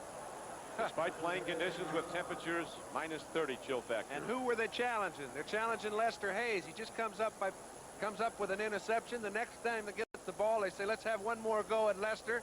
If he wants to get his 15th of the year, let him try. We think we can beat him. And a lot of receivers do beat Lester Hayes. It's just that he beats them on occasion, too. Actually, Lester, John, his next one's going to be his 17th now after what he's done in the playoffs. He has 3 already in the playoffs. To go with his 13 in the regular season. What a year. About 6 drops and 4 called back, too. Actually had a 95-yard interception return for a touchdown against Miami, negated by a penalty. On 2nd and 10, Cleveland goes to the run, and behind DeLon Allaire and Cody Rison, Mike Pruitt rockets ahead across the 35-yard line, got the ball close to the 37. So there's a gain on the play of about 7 yards. It's really the best offensive running play we've seen so far today. There has just been almost no offensive movement. When you have no footing, to get a defensive lineman on your shoulder and move him backwards is a very tough thing to do. Well, those linemen, John, knew they were in for a bad day when they came out to warm up, got down in a 3-point, took off, and fell flat in their face. Right. The 2-point stance may come into vogue before this game's over. 3rd down and 3 for Cleveland. Side goes to the draw. Pruitt working hard, but the Raiders seem to knock him down just short of the 1st down. It'll be a yard or so short, brings up 4th down, and with that down comes punter Johnny Evans. Matt Millen made the knockdown. Mentioned draws and screens early. The problem with draws right at this time is that the linebackers are not respecting throw. If you don't respect throw, you can't get those linebackers out of the holes. We've only had 1 first down in this game so far. 3:49 left to go in the 1st quarter. The big phase of the game so far has been the handling of the punts, and not only by the defense, but also from center to kicker. Keith Moody is back for the Raiders.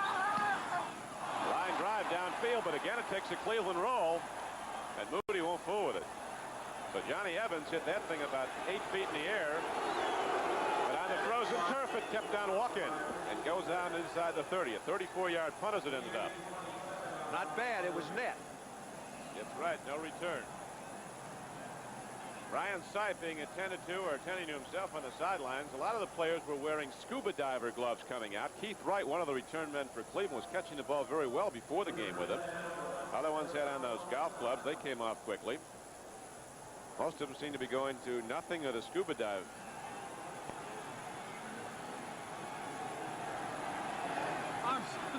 Right now it's going to be 1st down and 10 for Oakland. Handoff goes. Kenny King breaks it, gets across the 30 and out to the 32-yard line. So the Raiders come out with a slant run. And King does well. Clarence Scott, the strong safety, made the knockdown. Kenny King, one of those Houston Oilers who came to Oakland. I'm waiting for some to break, Don. I know it's very difficult to move the ball as we see Kenny King pick up a 6-yard gain, which is a pretty good 1st and 10. I think something's about to break. Very few defenders have fallen down, and the receivers are having all the problems at the moment. I don't think that'll last. It's 2nd down and 5. Raiders try to run again, and nothing's there. They've had 1 interception for each side. Ron Bolton picked one off for Cleveland. Lester Hayes got one for Oakland. No fumbles yet, though, but there's going to be some, you can be sure. If there aren't, it'll be a surprise to everyone. Looks like a jump center in the middle of the line. Everybody's standing straight up. Very difficult to make movement anyway. Bob Chandler comes out wide right now. Cliff Branch, who went deep and almost made a connection earlier, is wide left on a 3rd down and 3 play. Plunkett looking at Chandler. Now throws over the middle to his tight end, and the ball is caught and walked. Raymond Chester had it at the 42-yard line and lost it. Tom Darden popped in the free safety, 27. All right, Tom Darden hasn't had a lot of action all year because people have not tried to pick on him. The personality of Oakland is to throw the ball deep. They haven't done an awful lot of it except on the outsides all day long. They get Raymond Chester open. Plunkett finds a way to get him the ball. But any contact that's made as the ball gets there, you can't grab a handle. There's no way to keep that ball when you're hit. No way at all. Now if they put back 2 punt returners, Dino Hall and Keith Wright. Ray Guy set himself up at his 20. The footing's so tough. Moving into the ball just to strike it. Browns came close to a block. Wright takes it in those scuba diver gloves back of the 20. And here he comes upfield. He's got a channel. He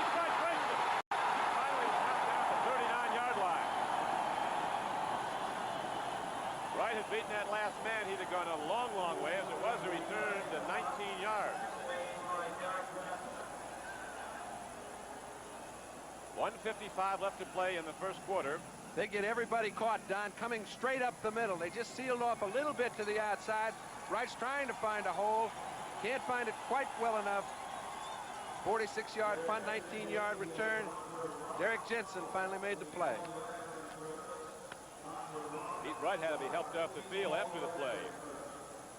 You're playing on concrete out there today. 1:55 to go in the first quarter. No score on the board. The Browns, champions of the AFC Central, line up again. 1st and 10 at their 40. 2 wide receivers set to the right. 2 big backs behind Sipe, Pruitt and Calvin Hill. Sipe takes a look, throws it over the middle, and Reggie Rucker makes the big play for the Cleveland Browns down to the Oakland 40. Again, Don, we mentioned I'm expecting something to happen offensively because I'm surprised the quarterback has not had the problem holding onto the ball and delivering it that the receiver has, catching it and holding on. And when the quarterback can throw it throughout the period of the day, the receivers will find a way to get their hands on it and keep containment. Both quarterbacks have thrown the ball pretty well. Sipe is not having any problem with his grip, but if you don't have a problem with your grip and you can get back and set up, you can find a receiver. Well, that was the biggest offensive gain of the day, a 20-yard completion. Now, the Browns go to the run, and Pruitt takes it off tackle inside the 40 down to the 38-yard line.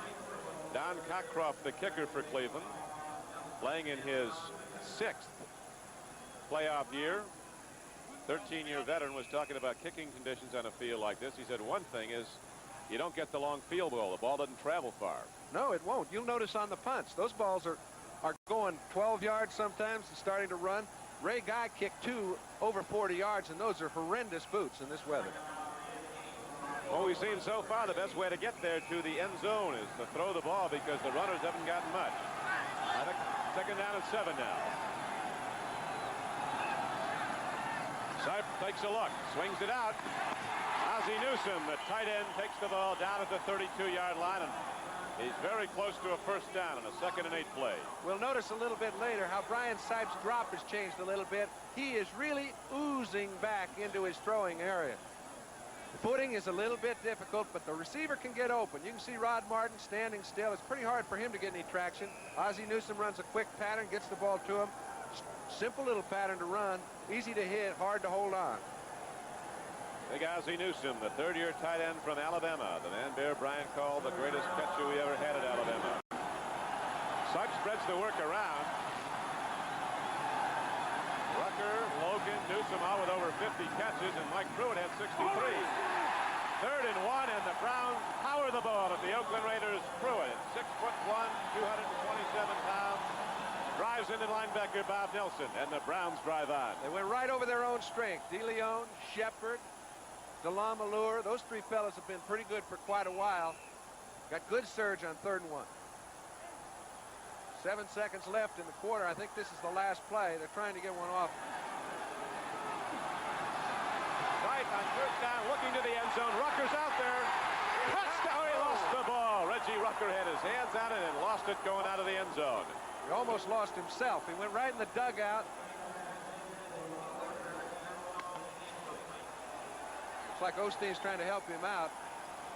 Hey, we mentioned the throwers have had good grips on the ball. They put the ball where it has to be thrown if it's going to be caught.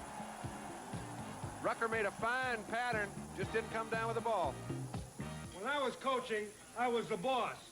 I used to feed them, dress them, get them to bed on time. Now I treat them to our favorite beer, right? Light beer from Miller. Light's got a 1/3 less calories than the regular beer.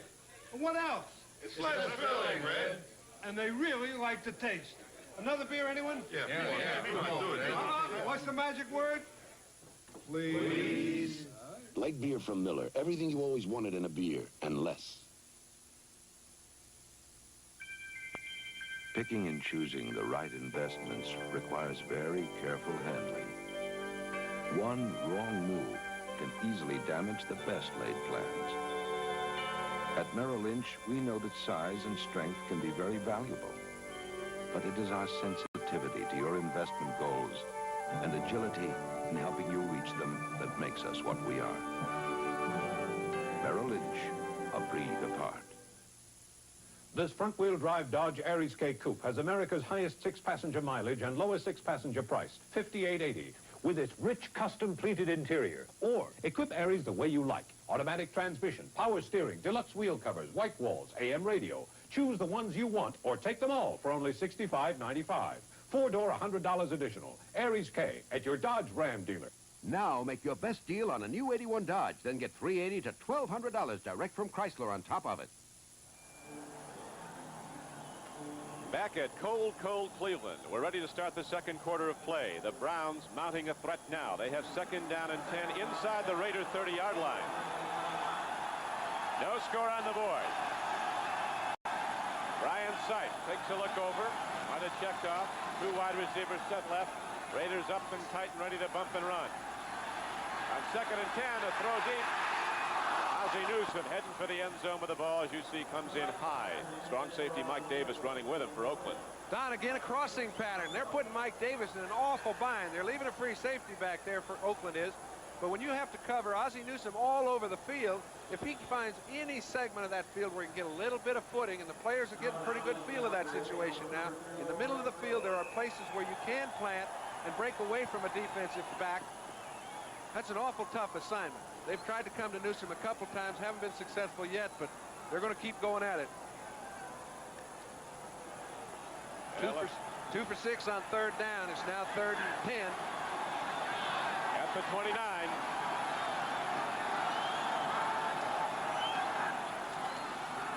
Sight well attended to again. Has time, throws, incomplete. Ted Hendricks was back there.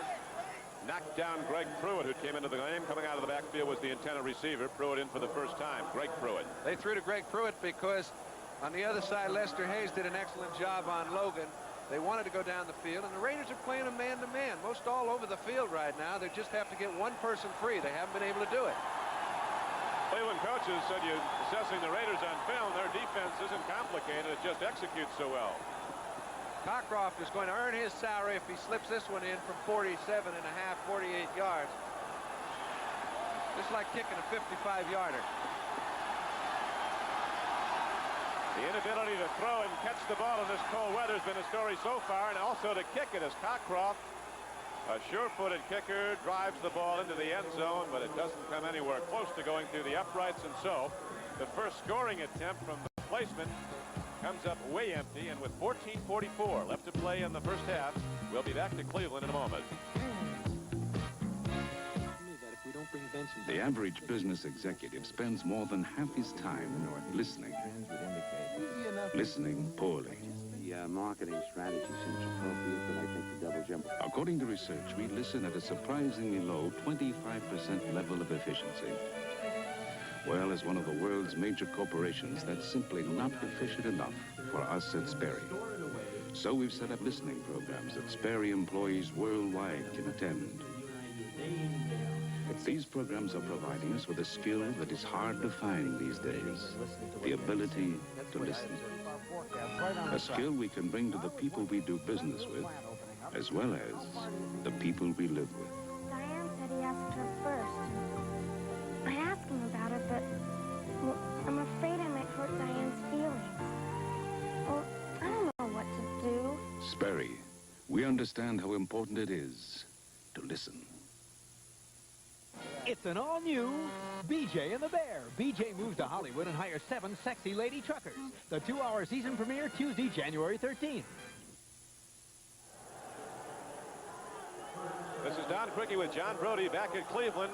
The Raiders haven't made a first down in this game yet. And there hasn't been a penalty called throughout the whole first quarter. That's a rarity.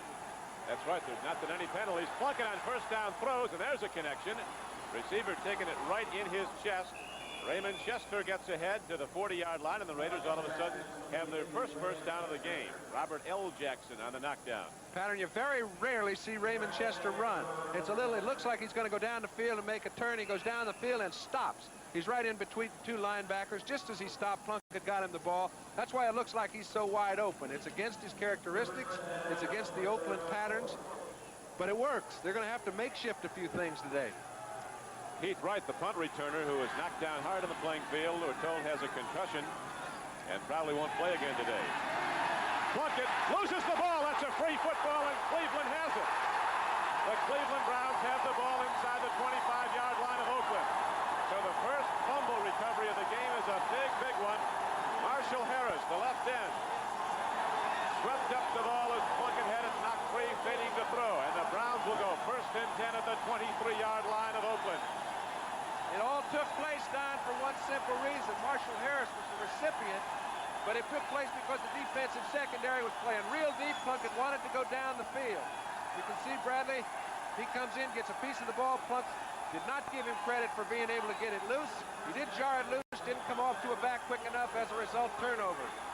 Got to be tough just to hold that cold ball with everybody swiping. Yeah, but you better get it off to your backs. If nobody's open down the field, you better do it quick. It's 1st down and 10 now for the Cleveland Browns. Sipe takes a look. They're really taking care of him. He's going to run with the ball. Ryan Sipe is inside the 15-yard line. Down to the 13-yard line. Rod Martin finally got him, but now the Browns are down close. Had the same effect as a draw play. Sipe went back trying to throw, had all his receivers running crossing routes. Sipe did not run around laterally, took whatever hole he found up the middle, just moved a little bit to his left. When he did so, there was a natural hole opened up. The linebackers cannot commit themselves to getting up on the play as fast as normal. Matusik finally gets there, gets a piece swiftly. Martin brings him down, but not before they gain a 1st down. Marshall Harris with the recovery, a former New York Jet. And now Brian Sipe with a 1st down run.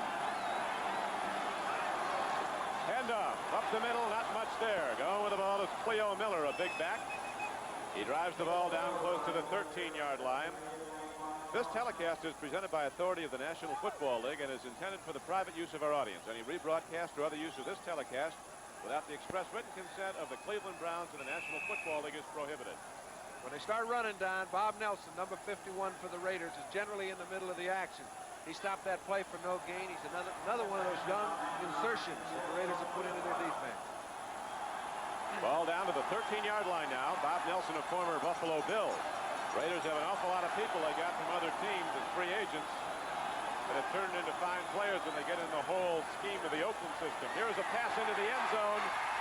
Logan fighting for the ball. Dwayne Osteen fighting for it, and it comes up incomplete. Well, that's an outstanding defensive play by Osteen because Logan was sitting with his eye on the ball the whole time. Osteen's got his back to the ball, carries the club. He sees Logan looking at the ball. He goes right into the area he's looking, almost brings it down for an interception. That's just good defense. He's one-on-one out there all by himself. A fight for the ball on the one-on-one coverage. Our producer today for NBC is George Finkel, our director, Ken Fouts. As we now have 12 minutes and 19 seconds left to play in the 1st half. The Browns challenging, but it's so tough to move the ball with frigid temperatures in Ohio. Wind chill this morning was 37 below zero.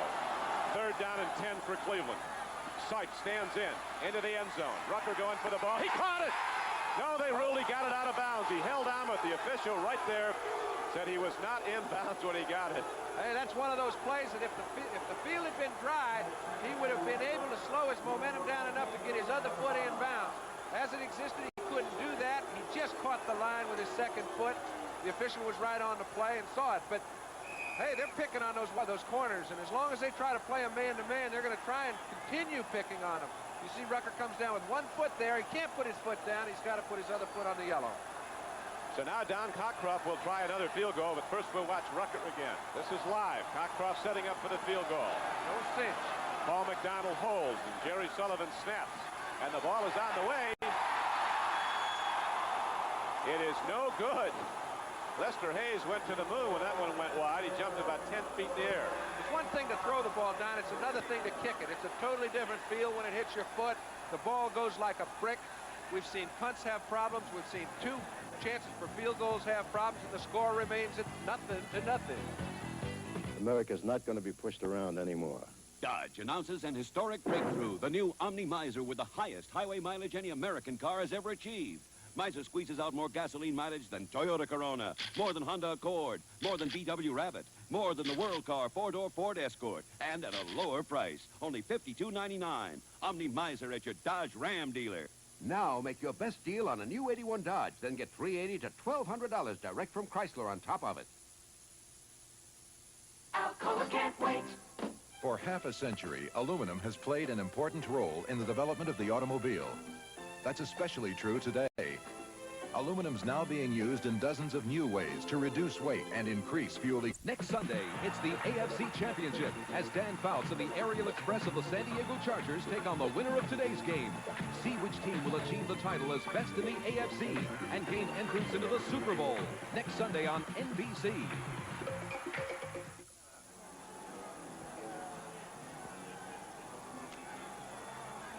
Down quickly with John Brody back at Frigid, Cleveland. John, what about the quarterback's touch in this weather? Well, we've seen them. They've, I think, had very good control of the ball. The receivers have had no control of it. As a result, you need both ends to make things come into a good result. You see Van Egan trying to get somewhere at the line of scrimmage. They've just had trouble moving either the offensive or defensive line for the Browns around. I think the Browns are getting the best at the point of attack right now. As a result, they've had a little bit better field position, but no score has resulted. It's going to be tough. Senior members of the National Football League, Don Cockcroft, has had his problems. He was troubled with a sciatic nerve problem earlier. Played well late in the season, and today, this cold ball hadn't been responding to his ticking touch. So it's 0-0. They go back to the run now, and second down and 9. Kenny King goes wide, and the Cleveland Browns have been sweeping him under. Well, they can go as wide as they want, but when you go wide, the key is being able to cut back against the grain when you see the hole. They have not been able to cut back, and when you're running wide with a lot of pursuit following you, the running back is up for grabs. All they have to do is keep everybody coming out at an angle. They'll eventually run him right out of bounds. Brown offensive line has been moving the ball pretty well at times. Oakland has had virtually no success running it. Brown defense has been taking away the Raiders' gusto with the run. Now Plunkett's going to try to throw it. Put it way up for grabs. Clinton Burrell goes for the ball and can't hold on. Cliff Branch was downfield. Wasn't anywhere near him. Burrell had a sure play on it, but it's so hard to hold on to. That thing came down like a 12-pound. Branch got very lucky right there because he could not find the ball, was going over to Burrell trying to defend the play, and had no attention on the ball. He knew that it was a possible interception. He was just trying to break it up and didn't get a call. Keith Wright going off suffered the mild concussion when his head was banged off the playing field on a punt return. Dino Hall is the only man back now for Cleveland as Ray Guy sets to punt. 4th down and 12. Ray Guy back at his 5-yard line. Browns are getting people close to Ray Guy, and now they drop 2 more back. High punt didn't carry very far. Dino Hall from his 46. Dino Hall breaks through and gets out to midfield. He fumbled the ball, though, Don, and I don't know who came up with it, but I think Cleveland retained possession. The ball and the weather are great adversaries as much as the Raiders and Oakland are to each other. A 36-yard punt by Ray Guy and a 5-yard return by Dino Hall. So the Browns will get the ball back when we return. 1st and 10 at the Oakland side of the field. It's midnight, and you lost your traveler's checks. My name's Keegan. Where's my money? Because they're Citicorp traveler's checks, we can get you an emergency refund through Western Union. 7 days a week, 365 days a year. Citicorp. America's leading banking institution worldwide. Thanks. Take advantage of our size. Looks like rain. Travel the world with us, Citicorp Traveler's Checks. After 3 generations of cops, there's finally a lieutenant in the Pinelli family. Looks like a strobe-light night. Looks like a strobe-light night. Looks like a strobe-light night. When things are going right. Looks like a strobe-light night. Looks like a strobe-light night. Strobe-light, a great tasting beer that doesn't fill you up. Looks like a strobe-light night when good times come along. We have 10:34 left to play in the first half of this AFC divisional playoff game at cold Cleveland. Tom Flores, there's Oakland Raiders on defense now. 1st and 10 Cleveland Browns just across midfield. Ryan Saipa has been close to some big connections early in this game. One completion to Reggie Rucker in the end zone, but then the official checked his feet and Rucker wasn't in. Here's a throw to Calvin Hill. He can't hold on. That gives you some indication of how that ball's coming in there. And these receivers, you can't prepare yourself to catch a brick, okay? And that's what that ball has to feel like when it hits their hands. I'm surprised, John, how well they're running their patterns. Nobody's fallen down yet. That's right. They're running them softly, both offensively and defensively, trying to keep from losing their footing. If they lose their footing, it's a certain interception. A quarterback has to throw the ball when you're on the break. You can't wait till you're open because then you close up. I think that Cleveland's this is their 4th good field position. If they get no points on the board when everything's going their way early in the ball game, it could get awfully tough later. First score is going to be an awful big one, and of course this game will keep on going until somebody gets a score. Brian Sipe takes a look. Now runs down. Millen comes up. Sipe, gutty little guy, stays in bounds, gets the extra yardage. He could have bailed out. Joe DeLamielleure gave him a block. Brian Sipe took the ball inside the 45-yard line of Oakland. Moving along on Little Cat's feet here. Hey, look, Sipe had featured down the field. He wanted, or excuse me, that's Reggie Rucker down the field. He would love to get to him, but he's very well covered by Lester Hayes. As he rolls out of the pocket, looking for a little bit more time. He was looking down the field, had to hold on to the ball. I'm surprised that 2 quarterback runs he's held on to the ball both times and stayed in bounds. We're getting a penalty. Dan Bright, the referee. The Raiders were offside, so the Browns beneficiaries of a 5-yard mark-off against the Raiders. First penalty of this game. Lined up in the neutral zone. 2nd down. You'll see strategy change a little here, too, because where normally a 3rd and 2 situation wouldn't be too bad. They get no traction. 3rd and 2 is like 3rd down and 5 if you're running the ball. It's a passing down today. They've got to find a way to get it over that line. The 2 Pruitts are in the Cleveland backfield now. Greg and Mike, no relation. Greg, the Oklahoma runner, had so many great seasons for the Browns as a rusher and as a pass catcher.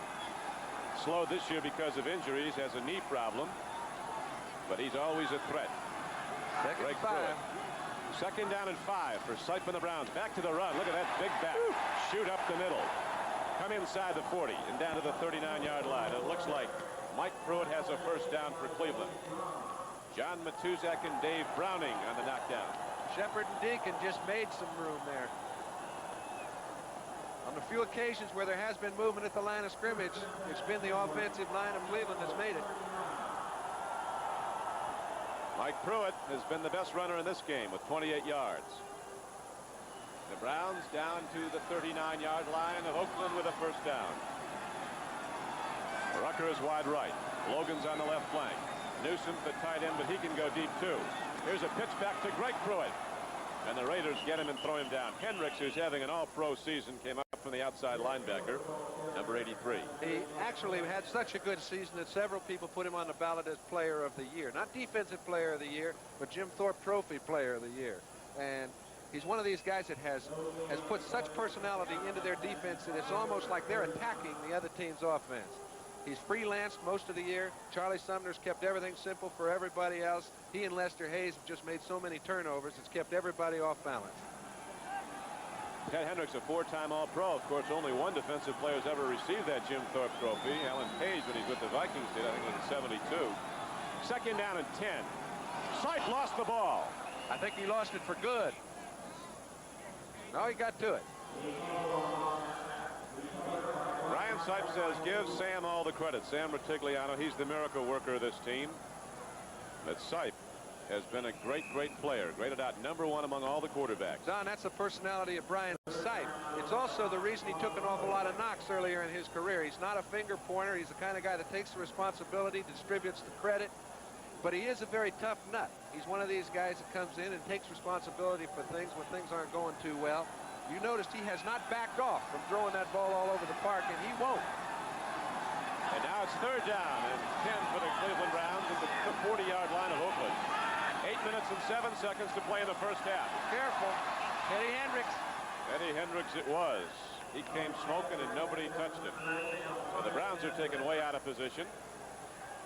That's the beautiful thing, Don, when you have a football structure that allows one man to do what he knows it's time to do. He's very familiar with all the offensive structure of Cleveland. When he finds a weakness, he's going to exploit it. He doesn't have to go to the sideline to do it. John Robert L. Jackson of the Browns also has suffered a concussion. He's on the sideline. So 2 Browns have gone out with head injuries in this game because even with a helmet on, when you hit the playing field here, you're hitting a rock-hard concrete surface. It was grass. Kick downfield, a good punt. Outside of bounds at about the 26-yard line. Keith Moody again watched it. Johnny Evans hitting the punt for the Cleveland Browns. We're changing our viewpoints a little, Don. We're calling those 26-yarders good, and they do look good. It was a 24-yard punt. But it's been that kind of a day, and will continue to be when we come back to Cleveland. When high interest rates keep America from buying the fuel-efficient cars it needs, it's time to do something about it. Starting now, when you buy a new U.S.-built 81 Chrysler, Plymouth, or Dodge passenger car on credit, you can deduct 7% from the sticker price, including options, because we think the... Tom Flores and Sam Bogosian would rather be in Oakland, but they're glad to be here in the playoffs. You don't have your druthers when you get here. You just suck it up and go. First down and 10 Raiders. No score on the board with 7.5 minutes to go. And again, the Raiders go nowhere on the run. Mark Van Egan got the call. Cleveland's got them playing the game they want them to play. They've got them running the ball on first down. When you do that, Cleveland will stuff you. They haven't been effective throwing the ball. They've only picked up 1 first down in the entire first half. When you get out 0-0, when you picked up 1 first down, you're very lucky. I hope that guy with the foot on doesn't get his number called to go into the game and take him about 5 minutes to get out all that stuff. Plunkett swings it out. Van Egan has the ball. Across the 30, the Browns really come up and strike. Charlie Hall and Bill Cowher on a 2nd down and 8 play make the knockdown at the 31. You notice when they've thrown the ball off to their backs, they have had a little room to run after they catch it, because when you drop into your secondary drop, you can't get good footing, so you can't get up on Van Egan swiftly. He gets the ball, and he's got a chance to diddle and daddle, make 4, 5, 6, 7 yards. They haven't made many first downs, only 1, as we mentioned earlier. And I think if they're going to be effective, they're going to have to start throwing the ball to their backs. Well, let's see what they go to now. It's 3rd down and 3 for Oakland. No score on the board. 6:23 left to play in the first half. Plunkett takes a look. In the flat, he's intercepted. This will go for a touchdown. The ball is picked off by Ron Bolton. And into the end zone he goes. His 2nd interception of the day. And the defense comes up with the first score of this football game. Ron Bolton with his 2nd interception in the flat. They were going to Bob Chandler. Bolton took it, had a clear track into the end zone. Kind of throw you really want to stay away from. The sideline throw when you've got a man like Bolton who was just standing back there biding his time. It looked as if Chandler was the man to go to. He did not come out of his pattern well. As a result, it's 6 points for Cleveland. Plunkett goes back to throw the ball. He's trying to look off the secondary. As he comes out, there's no defensive linebacker in the area, but he didn't see Bolton. Bolton was standing waiting the whole time. As soon as that ball was delivered, watch Chandler come out. He kind of comes out and rolls into his pattern. Most of his patterns are crisp. He doesn't see Bolton coming right from behind him, or he'd have been in the way of the ball. They can't get it over for the extra point, though. Still 6-0. Boy, it's really been affected on the placements. Don Cockcroft with 2 missed field goals and now a missed extra point, just didn't get up in the air. The return by Ron Bolton was for 42 yards on the first score of this game. So with 6:10 to go in the first half, the Browns have cut off the Schneid. The world of business machines. A confusing tangle of equipment, capabilities, and promises. But out of it emerges Exxon Office Systems Company. Quix, the intelligent typewriter that speeds typing of information. Widec word processors that change, rearrange, and store text. Quip machines that send and receive documents by phone. Now all of them have the commitment of one of America's largest corporations. Introducing Exxon Office Systems. Gordy, who? You switched to natural light. Sure, natural light tastes better to me. That's why I switched. And it's all natural ingredients. Tell me, Gordy, now that you've retired, life's a little more peaceful, huh? Much more. 2 natural lights, please. Give me a check. Check. Natural light. Taste is why you'll switch. I'm learning to take it easy. Him too. Check.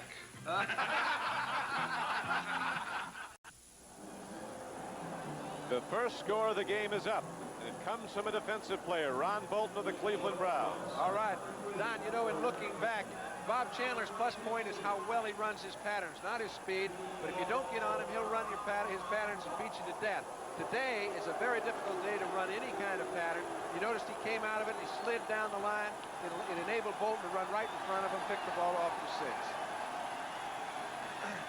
Let's watch the kickoff now. It's been so difficult to kick the ball. You saw the extra point didn't go anywhere. Cockcroft gets that ball in the air. It is taken down at the 18-yard line. Arthur Whittington turns wide. A lot of people in front of him. Ricky Feature missed him, but slowed him up, and finally the knockdown is made at about the 36-yard line.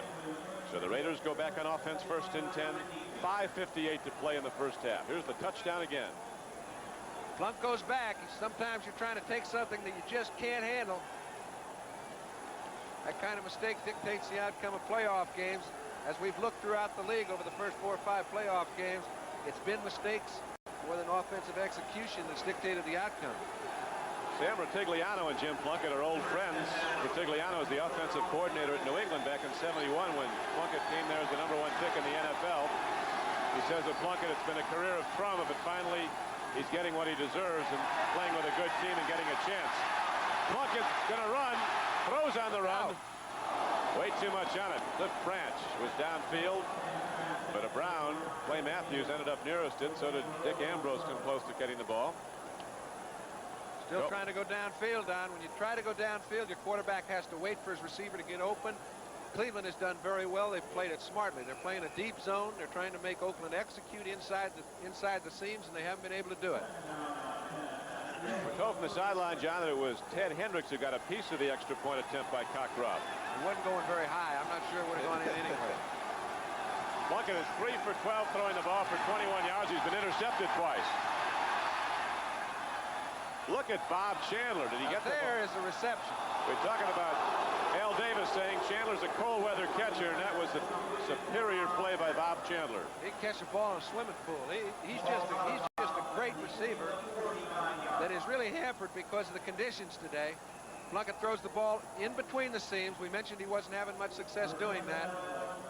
Had some success on that occasion, and Chandler made a great catch.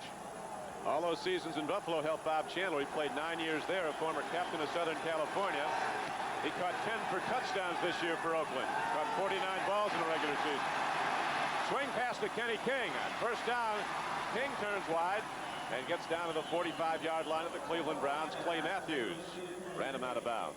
I know that Oakland doesn't like to take those little dink-off patterns because it just isn't in the way they like to run the ball up and down the field. They like to go down the field and challenge the defense. But today, they're going to find a few linebackers falling down, and they're going to pick up some long yards if they'll continue to do it. You'll notice every time they've come off, they've completed the ball, and they've picked up 4, 5, 6, or 7. There's no need to try anything else until they're stopped. That's probably what Plunkett then will continue to do. Get the underneath short pass. The Browns gave up a lot of yards to that this season. They take away the long pass.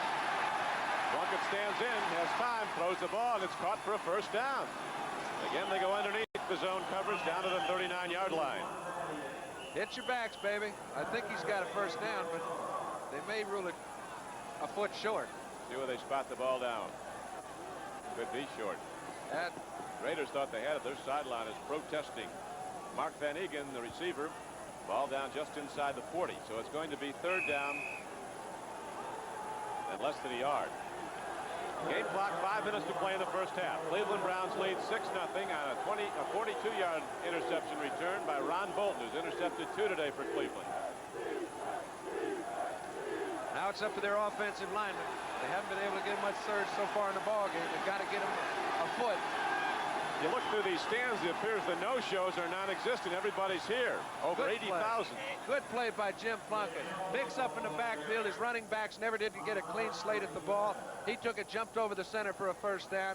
That's their third one of the ball game, second on this drive. It's tough. Look, you can see he just couldn't get a clean handoff. Found a hole and took it. Jim Plunkett dives for the first down to the 38-yard line of Cleveland. Van Egan could not get his footing. Was into the hole late. Wind chill just before game time measured at minus 37 degrees here at Cleveland. Minus 37. Draw play. Kenny King running hard takes the ball down to the 31-yard line. Plunkett and the Raiders starting to move now. Jim Plunkett's had his problems with 2 interceptions. You recall he also fumbled the ball. This is not the kind of day where you challenge defenses. You take what they give you and you make them react to what you've taken. They've done that on this drive, and they've been effective. You remember they've hit 2 backs. Chandler makes a great catch, and now Kenny King gets a little room to run a draw. You think the offense has an advantage on the slippery field? Sometimes. Not so far today. Down to the 29-yard line on 2nd down and 3. Lyle Alzado made the play, so did Clay Matthews. Alzado's been a great leader, number 77 of these Cleveland Browns. He came in here, of course, from Denver. He's known Sam Rutigliano for a long time. They're both from Brooklyn. Rutigliano said to him, Lyle, you know I love you. Just give me whatever you have left. You know what he's brought? He's brought the composure of a guy who's been in a championship game. His whole personality is geared toward getting all of it, folks. You know, let's not just get a piece, let's get it all. We're as good as anybody else, and I think that's brought a lot of the younger players up to the level they're playing today. 3rd down and just over a yard now for the Oakland Raiders. Back to the run, and now the Raiders start to crack it. Trap blocking up the middle, and the fullback Van Egan takes it down to the 25-yard line. And this has been a beautiful drive. They were totally inept in the first quarter and a half. They got the ball with 5.5 minutes to play. In 3 minutes, they've run off 3 first downs. They've done things a whole lot more creatively, and they haven't tried to pick on them down the field. They're taking what they've been given. Sam Rutigliano went to the same high school in Brooklyn as Al Davis, the man who runs the Raiders, did, Erasmus Hall. He said, Sam says, Al was a little bit ahead of me in a lot of ways. I'm not sure of that. 1st down and 10 now for Oakland. They trail 6-0. Plunkett stands in, throws. It comes up on the 1 hop. Clinton Burrell was the closest to it. And the game clock is stopped with 1:57 left to play in the first half. They have doubled Cliff Branch all day long. That's why they have not been able to get to him. Unless they change, they won't be able to. 1:57 left to play in the first half, with the Raiders with the ball trailing 6-0. Hello, I'm Dick Enberg, and this is the ultimate souvenir of one of sports' biggest events, the official Super Bowl 15 game program containing dozens of action photos, a week-by-week review of the '80 season, and complete scouting reports of the Super Bowl teams. This is the same 144-page program that'll be sold in New Orleans, so order yours now. Send a check or money order for $3.50 for each program to Super Bowl 15, Post Office Box 15, Houston, Texas 77001. Allow 3 weeks for delivery after the game, but order today. I want you to meet Carol. It's hard to believe that less than a year ago, she wanted to end her life by suicide. Hi, I'm Steve Nelson of the New England Patriots. I want to show you how people like Carol who face this desperate problem are being helped by a very special group of people here in Boston. They're called the Samaritans. They provide a 24-hour-a-day suicide prevention service, and the work is made possible by the United Way. United Way works here, and thanks to you, it works for all of us. The United Way. The preceding announcement was furnished by the National Football League. Don Criqui with John Brody. Mike Adamle also here with us at Cleveland Stadium. 1:57 left to play in this AFC divisional playoff game. Left to play in the first half. Coming up at halftime, we'll be going to New York to Bryant Gumbel. An update on the playoff activity as it's been so far. San Diego Chargers a victor yesterday. And they'll be the host team next week for the AFC Championship game on NBC next Sunday. The winner of this game goes to San Diego. It's 2nd down and 10. Handoff. King bounces off. Tries to run wide, and the Browns have it in. Clay Matthews finally caught him and knocked him down. A former #1 draft choice of the Browns out of Southern California. 3rd-year linebacker. Browns have good linebacking. So do the Raiders. And boy, they've got everything going for them today, Don, because when a man breaks a tackle at the point of attack and he starts going laterally, any sort of pursuit is going to catch him because he can't turn up. He can't get any strength going forward for himself. He can't get his shoulders going forward. He can't get his foot in any kind of placement to take on a linebacker. He's at the total mercy of the linebacker. And now it's 3rd down and 13 for Oakland.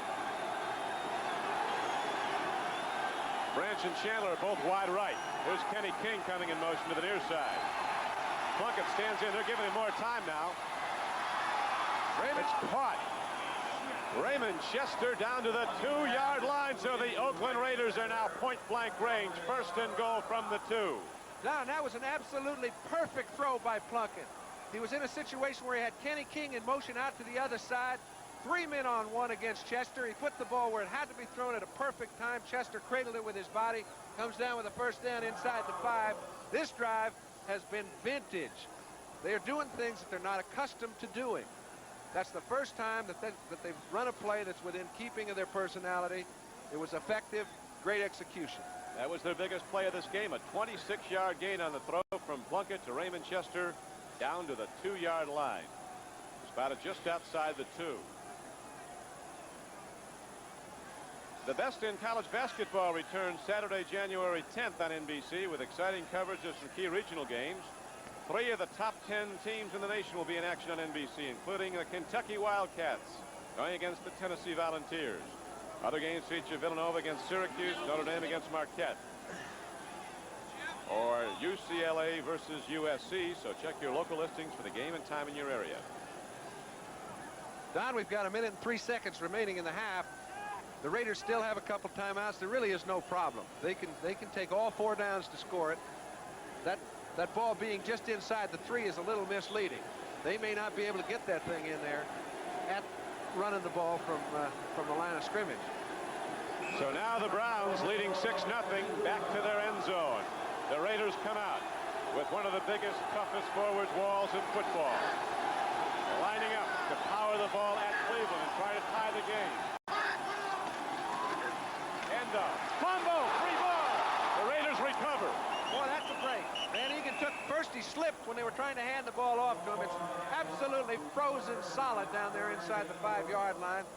He couldn't get a grab on the ball when he got it because he came out having slipped to start off. You see, he got a late start, never gets the ball in his grasp. When he does, it bounces right up to him. That is really a tough area of the field, John. That's right. That's ice down there. To fumble the ball 1.5 yards forward, pick and recover it yourself, that's a gift, folks. It's bouncing just right. Plunkett has a problem, throws it away in the end zone. Derek Ramsey was somewhere near the ball, but a blitz was coming. That's a good play by Clarence Scott, Don. Don Goody coming on the blitz, number 50. Yeah, Clarence Scott had the coverage on it. Well, it was a little delayed pattern, and actually Derek Ramsey would have been wide open. Plunkett could have taken something off the ball and had him run right under it. Scott was alert. Over the years, the Raiders have pretty much dominated the Browns. In 7 previous meetings, the Raiders have won 6, including one last year at Oakland in the regular season. Oakland beat Cleveland 19-14. Next Sunday, January 11th, the San Diego Chargers meet the winner of today's game for the AFC Championship. The victor defending the AFC's honor in the Super Bowl, where 7 of the last 9 champions have been American Conference teams. NBC's coverage of the American Conference Championship game next Sunday begins at 4:30 with NFL 80. Join host Brian Gamble for an inside look at the AFC Championship game. And then watch the best of the AFC battle for a trip to Super Bowl 15 coming up January 25th on NBC. Don, anybody getting an opportunity to get out of this ball game with a victory and avoiding frostbite would look awful forward to going out into that 70-degree temperature. I tell you, these fans are playing hurt too. That's going to be tough in there. Tell you, there aren't many empty seats, though. Virtually none. Over 80,000. Cleveland Browns, Cleveland Stadium. What a history this place has. Great, great teams over the years. Place is rocked to the cheers of 80,000 Cleveland fans so many Sundays. 3rd down and 2, I'm sure. Oakland has discussed whether to go for 2 plays or 1. Van Egan takes it into the end zone. Touchdown, Oakland Raiders, and a football game is tied with 18 seconds to play in the first half. Great movement, Don, by Mickey Marvin and Henry Lawrence. Those 2 guys moved the defense of the Browns a yard and a half back, and that's the only way you're going to gain any yardage today. Get your offensive linemen to do their job, because nobody can bowl anybody over. Excellent play. Number 70, number 65. Get the defenders on the ground, allow the back to go over the top. So now Chris Barr comes out. He had an excellent playoff game against Houston. Chris Barr, 3 for 3 in extra points, 2 for 2 in field goals in his first playoff game ever last week. I think it'll be a little easier for a sidewinder to get the ball up in this weather. We'll see. Might break his foot, but I think he can get it up. Bob Chandler holds. The extra point is up and right down the middle. So Chris Barr delivers, and it is now an Oakland Raider lead 7-6 with 18 seconds left to play in the first half. Don, give credit to Jim Plunkett. That was a beautifully conceived drive. He did things in very difficult conditions, threw the ball where it had to be thrown. Chandler came down with one great catch, but he put the ball around the infield, threw it to the areas that were open. As a result, put on about a 65-yard drive, and they got a touchdown right after an interception. That's the change in Jim Plunkett. You know, earlier he used to get his dauber down a little bit, wouldn't come right back. Winning 10 out of 12 games that he's played in the latter part of the season this year, I think has really given him a lot of confidence, and the Raiders have a lot in him. They do. He came in as a free agent, 78. 64-yard drive, and watch Bob Chandler, one of the great holders in football, set it down gingerly, and Barr bangs it. That comes into play today, doesn't it? The Raiders break the tie, a 64-yard drive, 14 plays, Van Egan on the payoff end from a yard out. And the extra point by Chris Barr gives the Oakland Raiders a 7-6 lead with 18 seconds to play in the first half. Now Charles White, the Heisman Trophy winner a year ago from Southern California. The #1 draft choice of the Browns is in to return the kickoff along with Dino Hall. Hall gets the ball. Across the 20, right up the gut. He comes out to the 35-yard line on the fly. 14 seconds left to play in the half. Steve Sylvester was on the stop for the Raiders. Be very surprised, Don, if Oakland plays that man-to-man defense they've been playing throughout the first half now. They've got to put people back, take away the opportunity for a long gainer or a penalty, because you can bet Brian's going to heave it up there. Brian will be a pitch, and he comes out now. He'll be going home to San Diego next week to play the Chargers if the Browns advance to that game. Win or lose, I got to believe he'll be out there. Played at San Diego State. Brian Sipe. Computers aren't always right. He wasn't drafted until the 12th round. Brian Sipe on first down, stands in, throws long. Rucker gets the ball and is out of bounds at the 48-yard line. 8 seconds left. One more pitch. They've got to get it down to the 25-yard line, Don. They've got to get about 23 yards on this next play within 8 seconds. They've still got a timeout left. That would give Cockcroft a chance to change his luck a little bit. But anything over 40 yards, I relate to as utterly impossible. It has been for Cockcroft. He's really had his problems. Barr hit it. Sidewinder, no problem on the extra point. 7-6, Oakland leads. 6 seconds left in the half. As Sipe throws long. Logan's going for the ball. Lester Hayes intercepted another one. The man is absolutely phenomenal. 17 interceptions he has this season. 4 in the playoffs. Lester Hayes of Texas A&M. He's playing the only way he should play at this time. He was playing 25 yards deep. They figure if we're going to have a go at it, let's try him again. See if he can come down with this one. Well, I know what I'd do with him, John. I'd put him on offense, too. Lester would be going both ways for me today because he can catch it better than anybody out there. He does pretty well just going the way he does. Here goes Logan down the field. You know he's not going to get behind Hayes. A lot of fellas be content just to bat it down, not Lester. Put another skin on the wall. So the Raiders rally back and take the lead. That's the end of the first half. With the score, the Oakland Raiders 7, the Cleveland Browns 6.